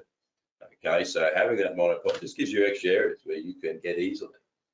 So going up high along cornice levels on homes, sophitless homes or hot box homes, whatever you want to call them, small lot homes, very easy for moisture to come in those areas. So being able to check up there, to me, that's an area of my concern. So I'll certainly check those areas. I do not have to go get a ladder anymore because I'm on the monopod. I can get up that height very easily. But again, it all comes back down to understanding the device we're using and how to utilize it and the readings we're getting from it. How you use it from that point on is entirely up to your own discretion or procedures. So obviously the advantage of direct moisture, it is identifying difference in moisture across various materials going through, and it is fairly accurate as well in that sense. So it is designed for extreme moisture values or air moisture, humidity, so perfect for Northern Australia where it is problematic, particularly in wet season. The penetration, yes, up to 60 millimeters, which is more than double than what we're comparing it to as the Tremex. Downside to that is you have more chance of picking up metallic objects, cables, pipes, and so forth. But again, you need to know your knowledge comes into play of what's where beneath the surface.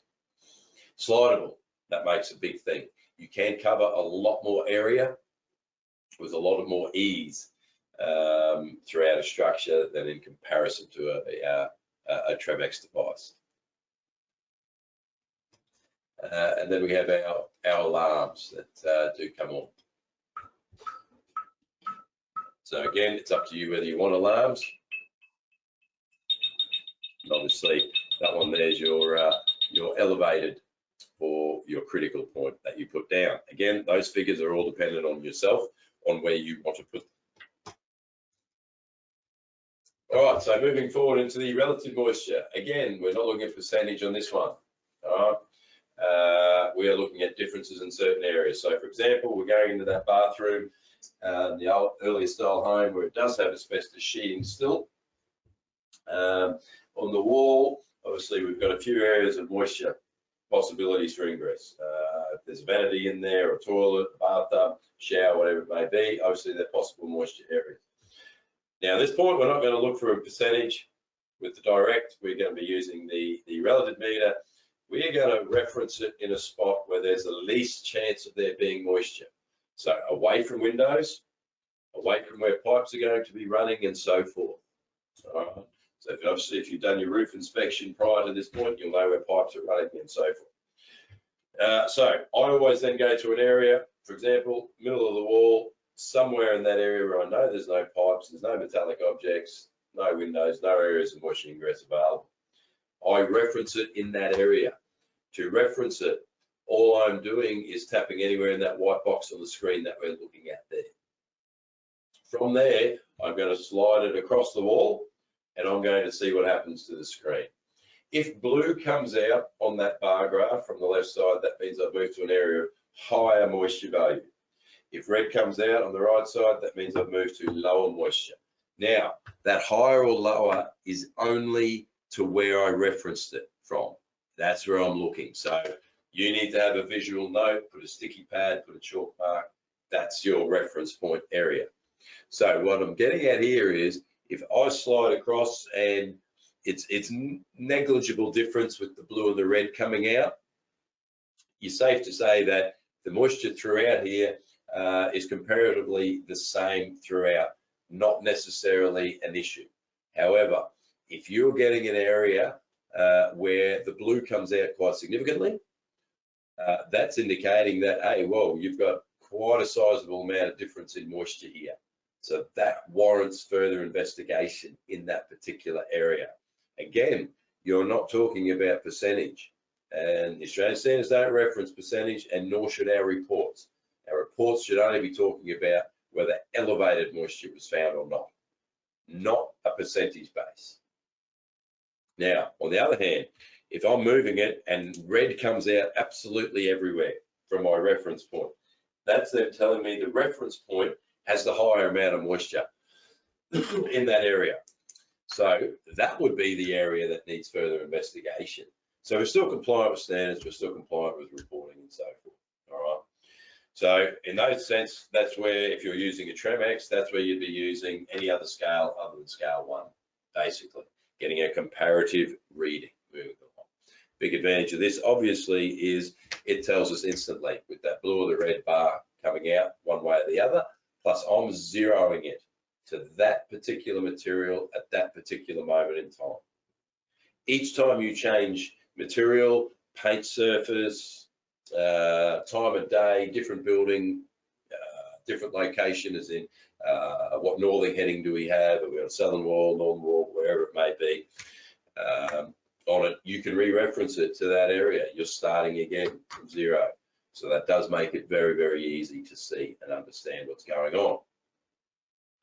Now, there is a gain function on here on the moisture.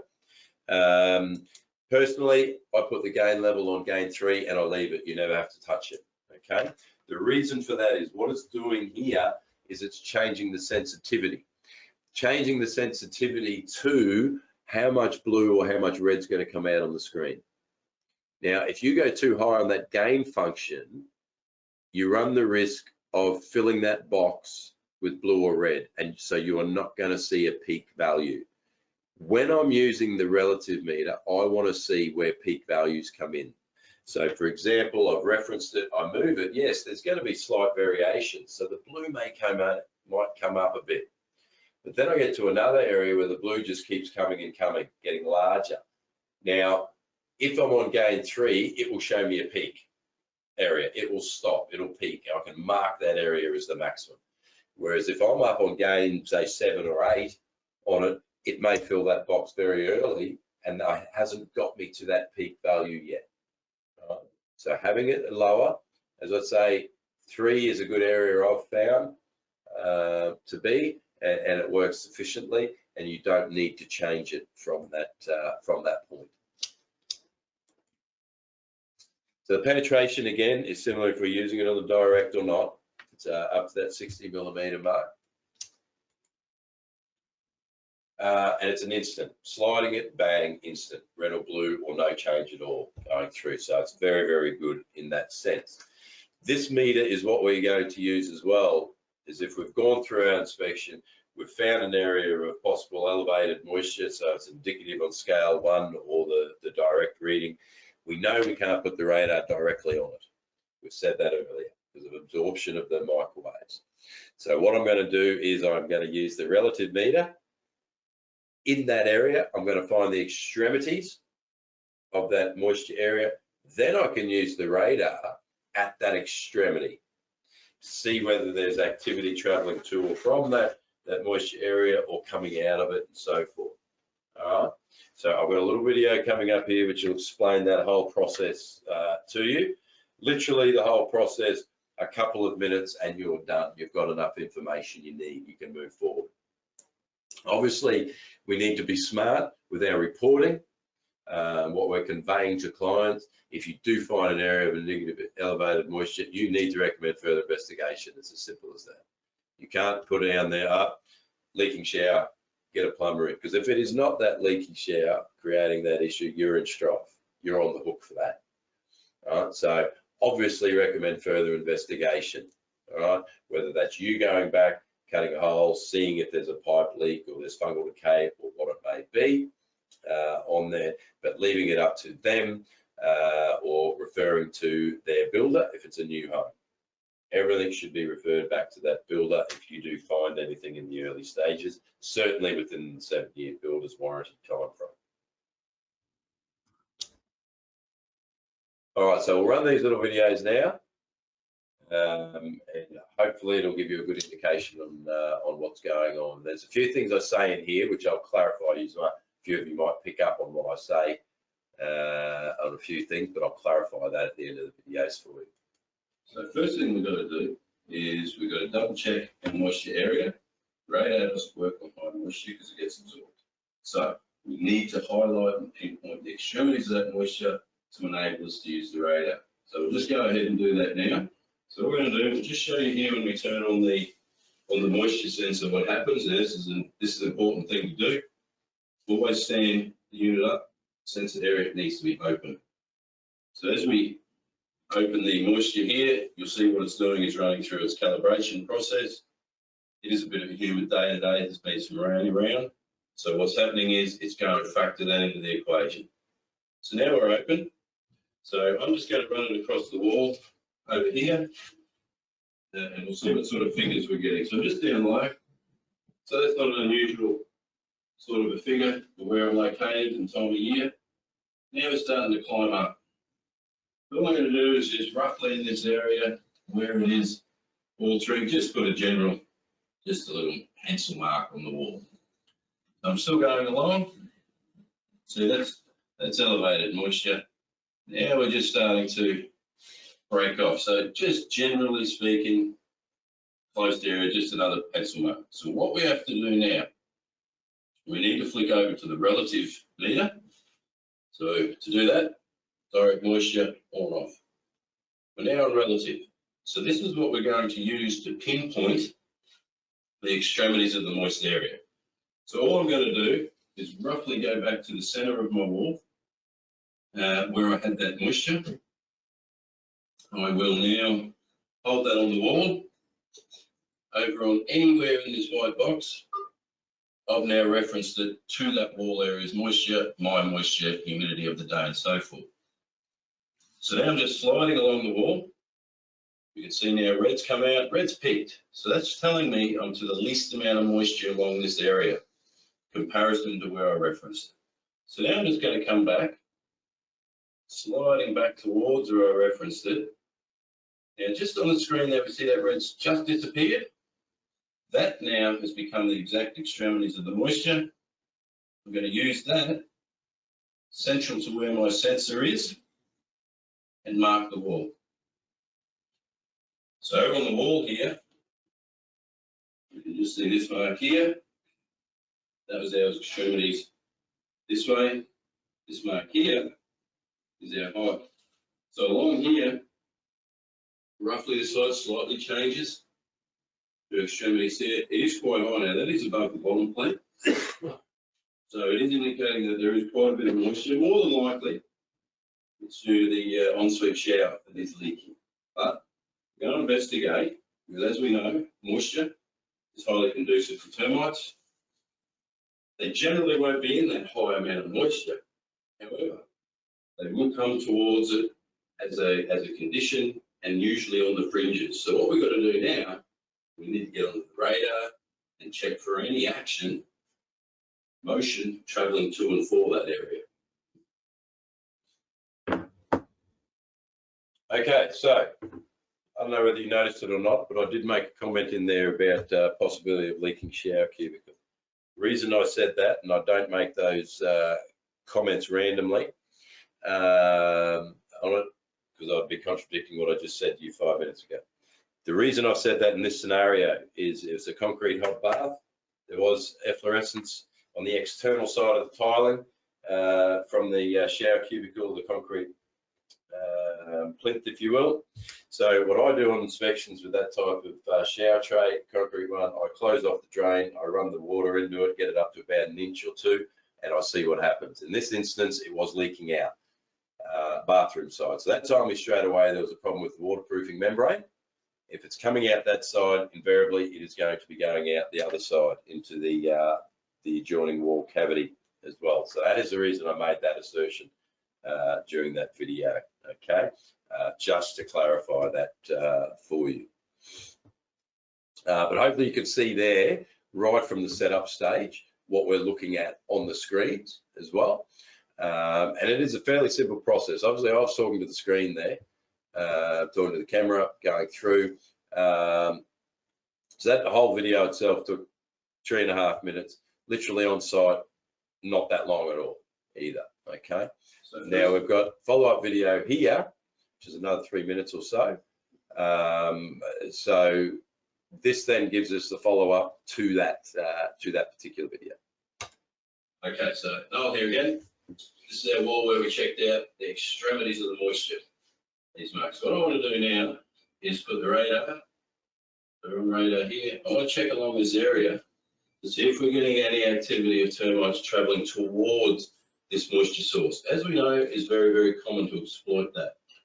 So you see here, that's my extremities. So I'm just going to start over to the edge. I'm going to run it on the flip stand. So at that angle, what I'm doing with the motion, that's going to get down to the leading edge of the bottom plate, sort of down to the bottom. So just let that sit there. I'll move back. And it's showing a little bit of a pattern. What I'm going to do now, you'll hear this.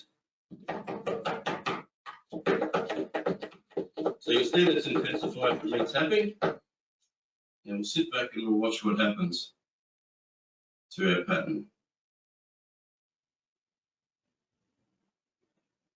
So what's happened, you'll see from me hitting it, it's disappeared.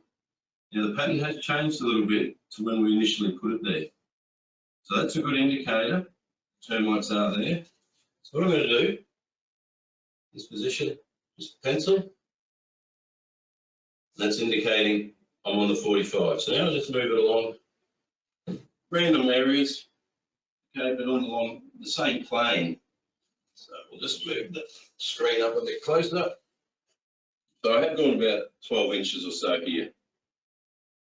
Make sure we're all still. Again, I'm getting a little bit of a pattern. So I'll give it a bit of a...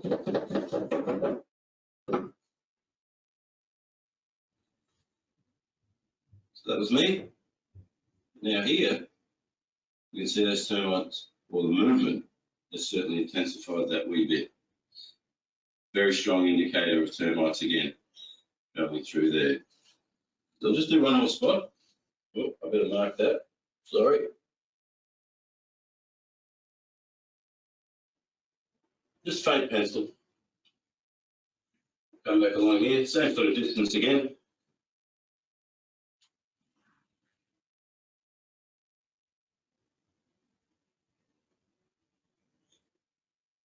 And that's indicating, so it's worth investigating a bit further.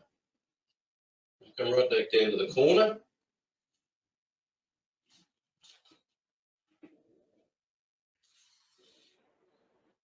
You'll see here actually now in this corner, that pattern is a lot more. So that isn't, again, a very good indicator. They're traveling along the external wall, and then they've highlighted this moisture zone, and they're probably coming in, traveling in on small numbers to start with, to investigate.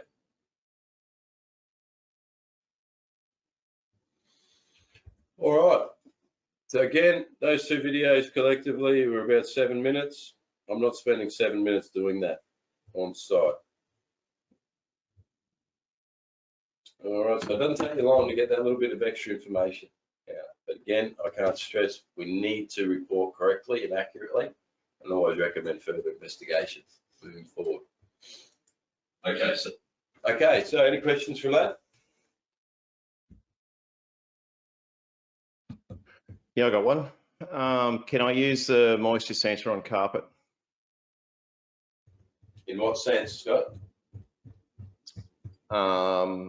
Well, we often do flood remediation where pipes have actually burst. So I know there's water in there, and I just want to detect the extent of the moisture. Now we've got pronged probes that we shove into the carpet and get, you know, we can tell, like the pronged ones, obviously will indicate where the moisture is, but I'm just wondering whether this is useful in the same scenario. I realise it's not invasive like the pronged ones, but can I sit it on the carpet and it'll, because obviously it's shooting it's not shooting a beam, but anyway, so it's got some depth of penetration. So if it's sitting on the carpet, or has it got to have full contact with the surface? Well, you do need full contact with the surface, so it depends on what type of pile the carpet is, whether that would affect it or not. But then it's also what you're sitting on. So you're not going to be using, you know, if you're sitting on a concrete slab with carpet, you wouldn't be using scale 1 anyway. So it would only be a relative style. But then also you can get variances within the carpet going across certain areas, which may hide or indicate an issue when it may not be, depending on window placement, sunlight coming in, all things like that. Yeah. So it depends on what you're trying to see, whether you're trying to see whether the carpet's wet or whether you're trying to see whether the medium below the carpet is wet. Well, that's right. The issue when pipes burst is typically the slab, like the water gets trapped between the backing and the underlay and the slab, and the slab is that we have to lift the carpet and dry the slab out if there's moisture there, and we just want to see the extent of where the water's travelled, because it obviously doesn't travel right across the room in all cases, depends how much water's there. So we just want to see where the outline of the moisture is, and that'll determine either how far we pull the carpet up or if we rip the whole lot out or whatever the recommendation is. So so what you're saying is, by the sound of it, if it's a low pile, a relative thing might work. Oh, for sure. But, you know, also a thermal imaging camera might help in that scenario as well, Scott. So. Yeah. Oh, look, I've got pronged. We've got pronged, and they're $80. They're not even dear, but prong things, you shove them in and they beep if it's wet. I mean, it's pretty good. But having said that, not everyone's got one, and so I'm just thinking, like, particularly me, I don't necessarily have them in the car, but I'm just thinking, like, if I go out to a site that's had a bloody water spill, I need to assess it, I could actually just use this thing instead of worrying about carrying around another bit of gear with me. So what I'll do is it depends on how large of scale you're going to be looking at doing as well, you know, so it comes into your time factor. Yeah, well, I'll just have a play with it one day. I'll just I'll take it out and see what I can see as opposed to the prongs, and see if it's useful, and that'll probably have to answer the question. It's not going to distinguish between carpet and the concrete, though. No, I don't care. No, that's fine. If the concrete's wet, if it's going to pick up moisture, that's fine. So if it's got that 60 mil penetration, I sometimes the carpet actually is dry to the touch at the top, because the people say, oh, we've had the fans on it for 3 days and it's dry now, and I go, hey, no, it's not. It feels dry, and then I shove the prongs into it and it goes because the slab and the underlay's wet, you know. So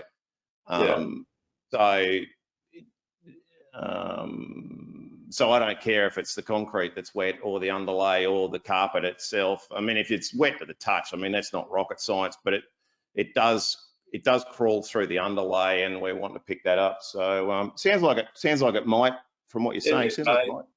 I haven't used it in that application, of course, Scott, but look, it certainly may work for you. Yeah, I mean, and I realise it's not a standard termite application, but yeah, no, that sounds okay. Sounds good. Sounds like it'll probably work, but I'll do a comparison one day. Thanks. Yep, no problems.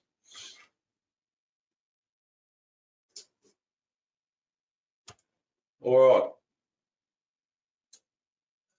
right. Okay, so thermal sensor. If we've got no other questions relating to the moisture, moving forward, thermal sensor is the last sensor we need to talk about. I'll be honest, there's not a lot in this one. All right, this one's fairly easy to understand, fairly straightforward going through, but we do need to run through it as well. All right, so surface temperature, that is it. It's the same technology on this thermal sensor as in thermal imaging cameras. However, it's not giving us a thermogram. It's giving us a numerical value for differences in surface temperature. And that's all it is. We're looking for surface temperature differentials. And that's with thermal imaging camera or this. There's no X-ray vision. It is not penetrating beneath the surface. It is only surface. Okay, so if you are using thermal technology, this sensor or camera, that's the terminology you need to use. It's not we can see through your walls. That's I don't know where that ever came up, but it does not see through walls. It's not X-ray vision. We're not looking for hotspots. We're looking for thermal differences, particularly with termites. And if there is moisture around, that's not going to be heating up. Excess moisture will create a cooler, damper spot. Particularly the genus of termites, which do have heavier mud packing and so forth, that will read cooler invariably than warmer as well. So we are not looking for hot spots or heat. It's thermal differences. So we do need to understand that with thermal technology in whatever type we're using. So with the, I just mentioned that thermal cameras have a thermogram. This unit does not. You'll notice the screen is very similar to what we were just looking at with the relative moisture. So it is a relative thermal sensor. So advantage of that is we get to pick a reference point again. We point it at the wall. The laser pointer coming out is indicative on the area where we're reading. Tap anywhere on the white screen. So same as the moisture, relative moisture, any difference in material, location, temperature, humidity values and so forth, you need to re-reference it accordingly. And then everywhere you move from that, it's going to tell you a difference whether the surface temperature is higher or lower. Red will come out if it's a higher surface temperature or warmer surface temperature. Blue will come out if it's a cooler surface temperature. And then you'll notice above the bar graph, it's going to tell you by what the difference actually is. All right, and that's what we need to look at. So the bar graph in this scenario is just a point of reference for your eyes to say, oh, yep, there's a change. And then you need to look up at the numerals to see what's going on there. So whilst there's a gain function on this sensor as well, all it is they're doing again is adjusting how much red or blue coming out. All right, so it's adjusting its surface area range, but the figures will still be telling us a true and accurate representation of what's going on. So factory setting for the gain on this is usually on 8, I believe. Look, you don't need to change it at all. It doesn't matter what you're on at the end of the day. All right, so advantage thermal sensor. One, you don't have to be a registered thermographer or have done a certified thermography course, and I'm not talking a couple of hour go along to a supplier with a rep trying to sell you a higher quality unit and then telling you know how to use it. I'm talking about an actual thermography course, which if we are using thermal imaging technology, we all should be at least have done a thermography course to fully understand that. What we're looking at. So this unit does not need that because it's not a thermogram. We do not have to understand the full physics behind thermal technology to read the results because it's giving us in a numerical fashion. So whilst thermograms look good, if you understand what you're looking at, they're fantastic. But a picture can give us 1,000 words, but this numerical value that we're getting here, there's no room for misinterpretation straight away. As long as you set that reference correctly when you start, and then when you move it, you cannot be wrong. It's going to show a difference one way or the other, okay? So it is the same technology, it's just giving us a display or results differently. That's the difference here. So distance to spot. Distance to spot is purely how far away from the material should we be. So even thermal imaging cameras have this phenomena, if you will, and depending on the specifications and the quality of said thermal image cameras, through the instruction manual and your thermography course, you'll be able to work out exactly what that is. On this device, because it's not giving us a thermogram, it operates on a base 12:1 ratio. All that means is 12 points from the material, 1 point of reading. So breaking that down into small terms, 12 centimeters, you're reading a 1 centimeter diameter area, and it takes the average within that circular area. Now, the further back you move from the material, the larger the reading area does actually become. So if you're 1 meter from the material, it's an 85 millimeter diameter area that takes the average temperature reading from. 2.5 meters from the material, you're getting up around 200 millimeters or so. All right, so the further back you go, the larger the reading area gets. From reference point though, you want to be the same distance each time. So if you're standing at the wall, for example, 600 millimeters away from the wall, and you set that reference, you cannot then scan up and down or across that wall, because you are automatically changing distance to the spot, which means it will be increasing in the reading. So you can't stand in the middle of a room, reference it, and then spin around. Now that goes exactly the same with thermal image cameras. They are not designed to stand in the middle of the room and you just spin around, moving them up and down randomly. They need to be moved parallel as well in a building sense.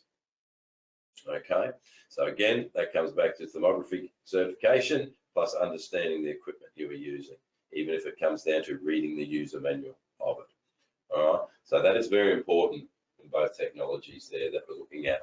So in using this, sometimes it's better to be smaller than larger or closer than further away, because it's a smaller area of reading. So you can couple this in with the moisture sensor in highlighting the extremities of moist areas, or a local area, a localized area within a structure which you need to look a bit closer for.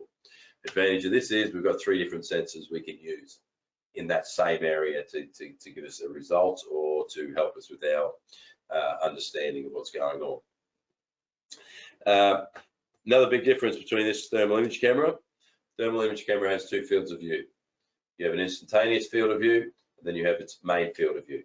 The instantaneous field of view is where it's actually taking its reading from, and that's what the ThermoTrack has. That's all it has. The instantaneous view, it's taking its readings from that area, that circular area, and it's giving us the results, in this case, a difference in the results.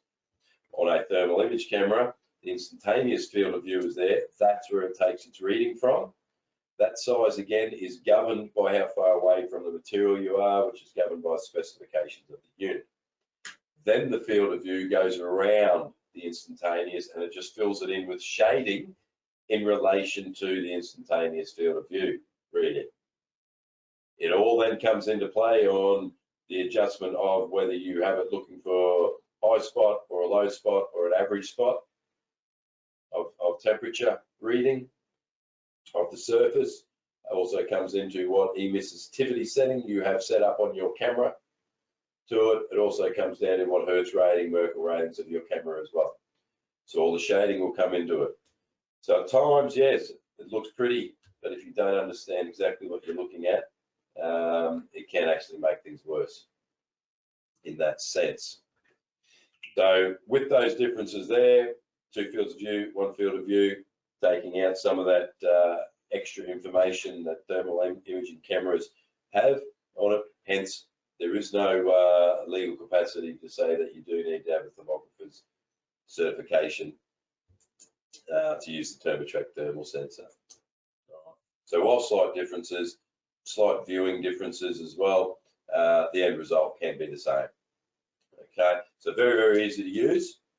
Again, remember, different areas, different materials, high on the wall, low on the wall, so forth, and remain parallel after your reference setting is applied. All right, so that's the main things to understand on that. So that's essentially where we're at with it. There's not a lot in it, as you can see. To be honest, it's the least used sensor for me personally. I do know some people that do use it quite a lot. But if you are using it, you can couple it in with the other sensors, which does make it advantageous in certain areas. I'm not getting into an argument about thermal imaging cameras. I believe they have a place in our industry, 100%. But again, and I say it all the time, we need to understand how to use that piece of equipment, not just get something because other people have got it or someone told you this is going to see through a wall and you're going to find a termite with it. So hence, that's where we're at. Hopefully the explanation I've just given you now explains how this sensor works. It gives you the comparable differences between the 2 devices. Okay, any questions on the thermal sensor? Yeah, have you got any examples of application at all? Point it at the wall, reference it, move it. Has it gone to warmer or cooler? Yeah, right. That's So would it have helped you, you know, in that video where you said about the shower leak, would it have added any value there at all? It certainly can help you in the crossover, because obviously the moisture in the wall, that surface wall would be cooler than the area where the moisture isn't. So look, it can be utilised in those scenarios as well. And validation, you just say, well, yeah, you're picking up this on the moisture meter, and the thermal reference agrees with it. Therefore, it's got a likelihood that is that about it? Yeah, 100%, 100%. So it's just anything which can create a thermal difference in temperature on the surface. You just got to look at to what you're doing at the time. Is that going to be advantageous to you over and above what you've already done at the end of the day? Yeah, right. It actually probably has some merit again in our water leak remediation scenarios, actually, to be honest. So probably more so than termites. So, but anyway, that's just, again, that's off. It's not off label, if you take my point there. Yeah. Oh, no, I know what you're saying. Yeah. So, but yeah, look, all of the sensors themselves. If we're looking at that, there's probably a myriad of applications that can be used. In certain areas. Look, I have used it in the past to locate possums in a skillion roof to work out exactly which run between rafters they were. And it clearly showed the difference straight away. Yes, thermal camera would have showed it up a lot quicker and a lot sooner, I guess, in that sense. But I didn't have one available. I had this, and it worked. So there's various places you can use it, but essentially it's just, if you feel the need, you want to check for surface temperature, it's as simple as that. Point it, hit reference, move it. Is there a difference? Yeah. No worries. All right, thanks. Okay. Any other questions, guys, from that one? Oh, and girls, I should say too. Sorry, my apologies. Okay, well, there isn't. All right, so each sensor you use, there is the ability, you've probably noticed on your screen, where it has save log or the done button. So the save log is capturing that data that you have on your screen there and then. It's from that, and it will stay on your Android device. It'll be cached in there. If you have a SIM card permanently in the Android that you've been using, when you exit the app will look for any saved data, new saved data, and then if you have connection, it'll automatically upload to cloud for you, which then each individual business, if you want to utilize that cloud function or the reporting function, it's just a matter of registering interest to ThermoTrack. They set you up. It's all free. And that once the logs are uploaded, you can then do what you need to do. You can generate supplementary test reports for it, which you can add as an addition to your standard test report or your standard inspection reports. You can put comments on it, you can put pictures on it, your business logo, all that type of stuff. But it is all saved to your device plus cloud. And then if you ever do need it, you've got it there if you do happen to need it. So it's just an added thing. Look, I'm the Lone Ranger in my business, so I know as well as anyone how much paperwork we have in this industry. Can that add to the paperwork? Yeah, it certainly can if you go down that line. But having at least saving the logs to draw on if you need them is advantageous. I would suggest in that sense. We've just got another question come through. Excellent presentation. All right, Dr. John, thank you for joining us this morning. Glad that you enjoyed it. Thank you. Okay, so yeah, so if you do want to go down that online reporting line, people just reach out to ThermoTrack and they'll set you up on that free account for you. If you don't dump it off your device, yep. Will the device save a log for a period of time until, say, you got back to the office and it found the Wi-Fi off your device rather than it live?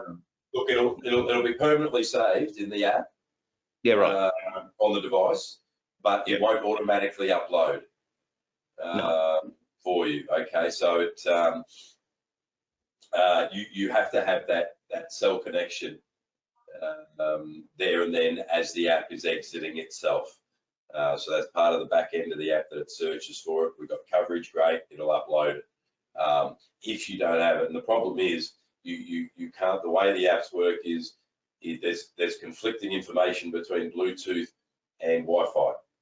So it can't all be on at the same time, if that makes sense. Now, I'm not an app expert or a tech expert, but this is what these people have told me.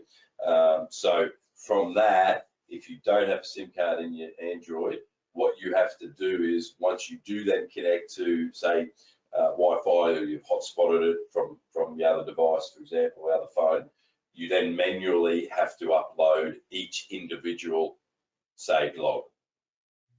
Yeah, okay, but we can still, we can still rip them off if we want to. Oh, yeah, certainly. Yeah, sorry, sir. You can still do it, but it won't happen automatically for you. That's what I'm trying to get at. Yeah, no, yeah, got it. Yeah, so they call it a forced sync, if you will. That's fine. But it does take some time doing it manually. But what some people do is, if you do using a sensor and you want that data, you can hit the save log function, and you can even use a screenshot, if you will. Yes. Of that data, and then you can just attach that as a JPEG image into your report, if you will. So it's already saved to your phone then, like you fill in your little details, it saves it. So you're not manipulating that data in any way. It can be proven that there was the save, it's genuine, and then it's gone over as a screenshot, you know. So some people find that easy to do, particularly if you're using a tablet, for example, for your reporting, with your software and so forth. You use it for this, you save a log, bang, it's just, you know, going from your gallery over then. Right. But what it won't enable you to do is generate the ThermoTrack supplementary report. That's the difference. Yeah, I understand. Okay. Yeah, sure. No problem. Yeah. Okay. Thanks. All right. So just in conclusion here, guys, that's all the sensors I've run through. Hopefully they've gone through adequately enough. But again, we need to look at it holistically here with what we're doing. And look, and I do say it, and I do harp on a bit, we really need to get in. We need to know our target animal or our target organism. But as part of that as well, because we are going into buildings and different types of buildings of different age and style, we really need to have a good grasp of construction techniques as well. Throughout, particularly in your area, what can and can't be behind walls and so forth. So doing your standard inspection, if something pops up, you've got a good idea on what can and can't be there.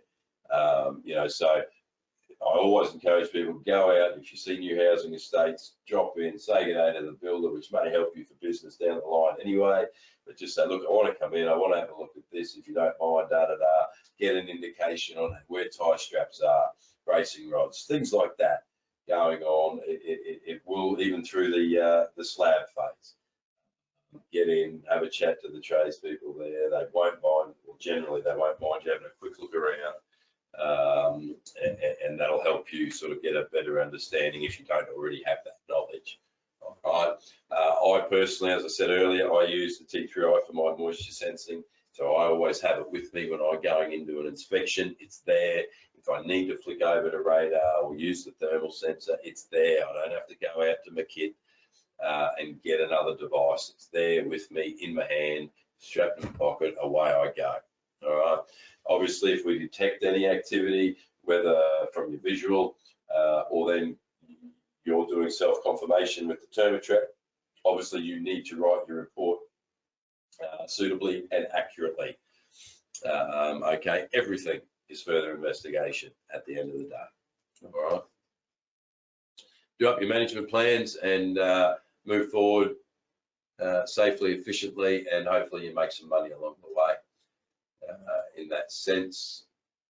All right, so yeah, we had someone else come through. Thank you for the session, Dave. Thank you for joining in. Okay, so listen, everyone, that is where we're at.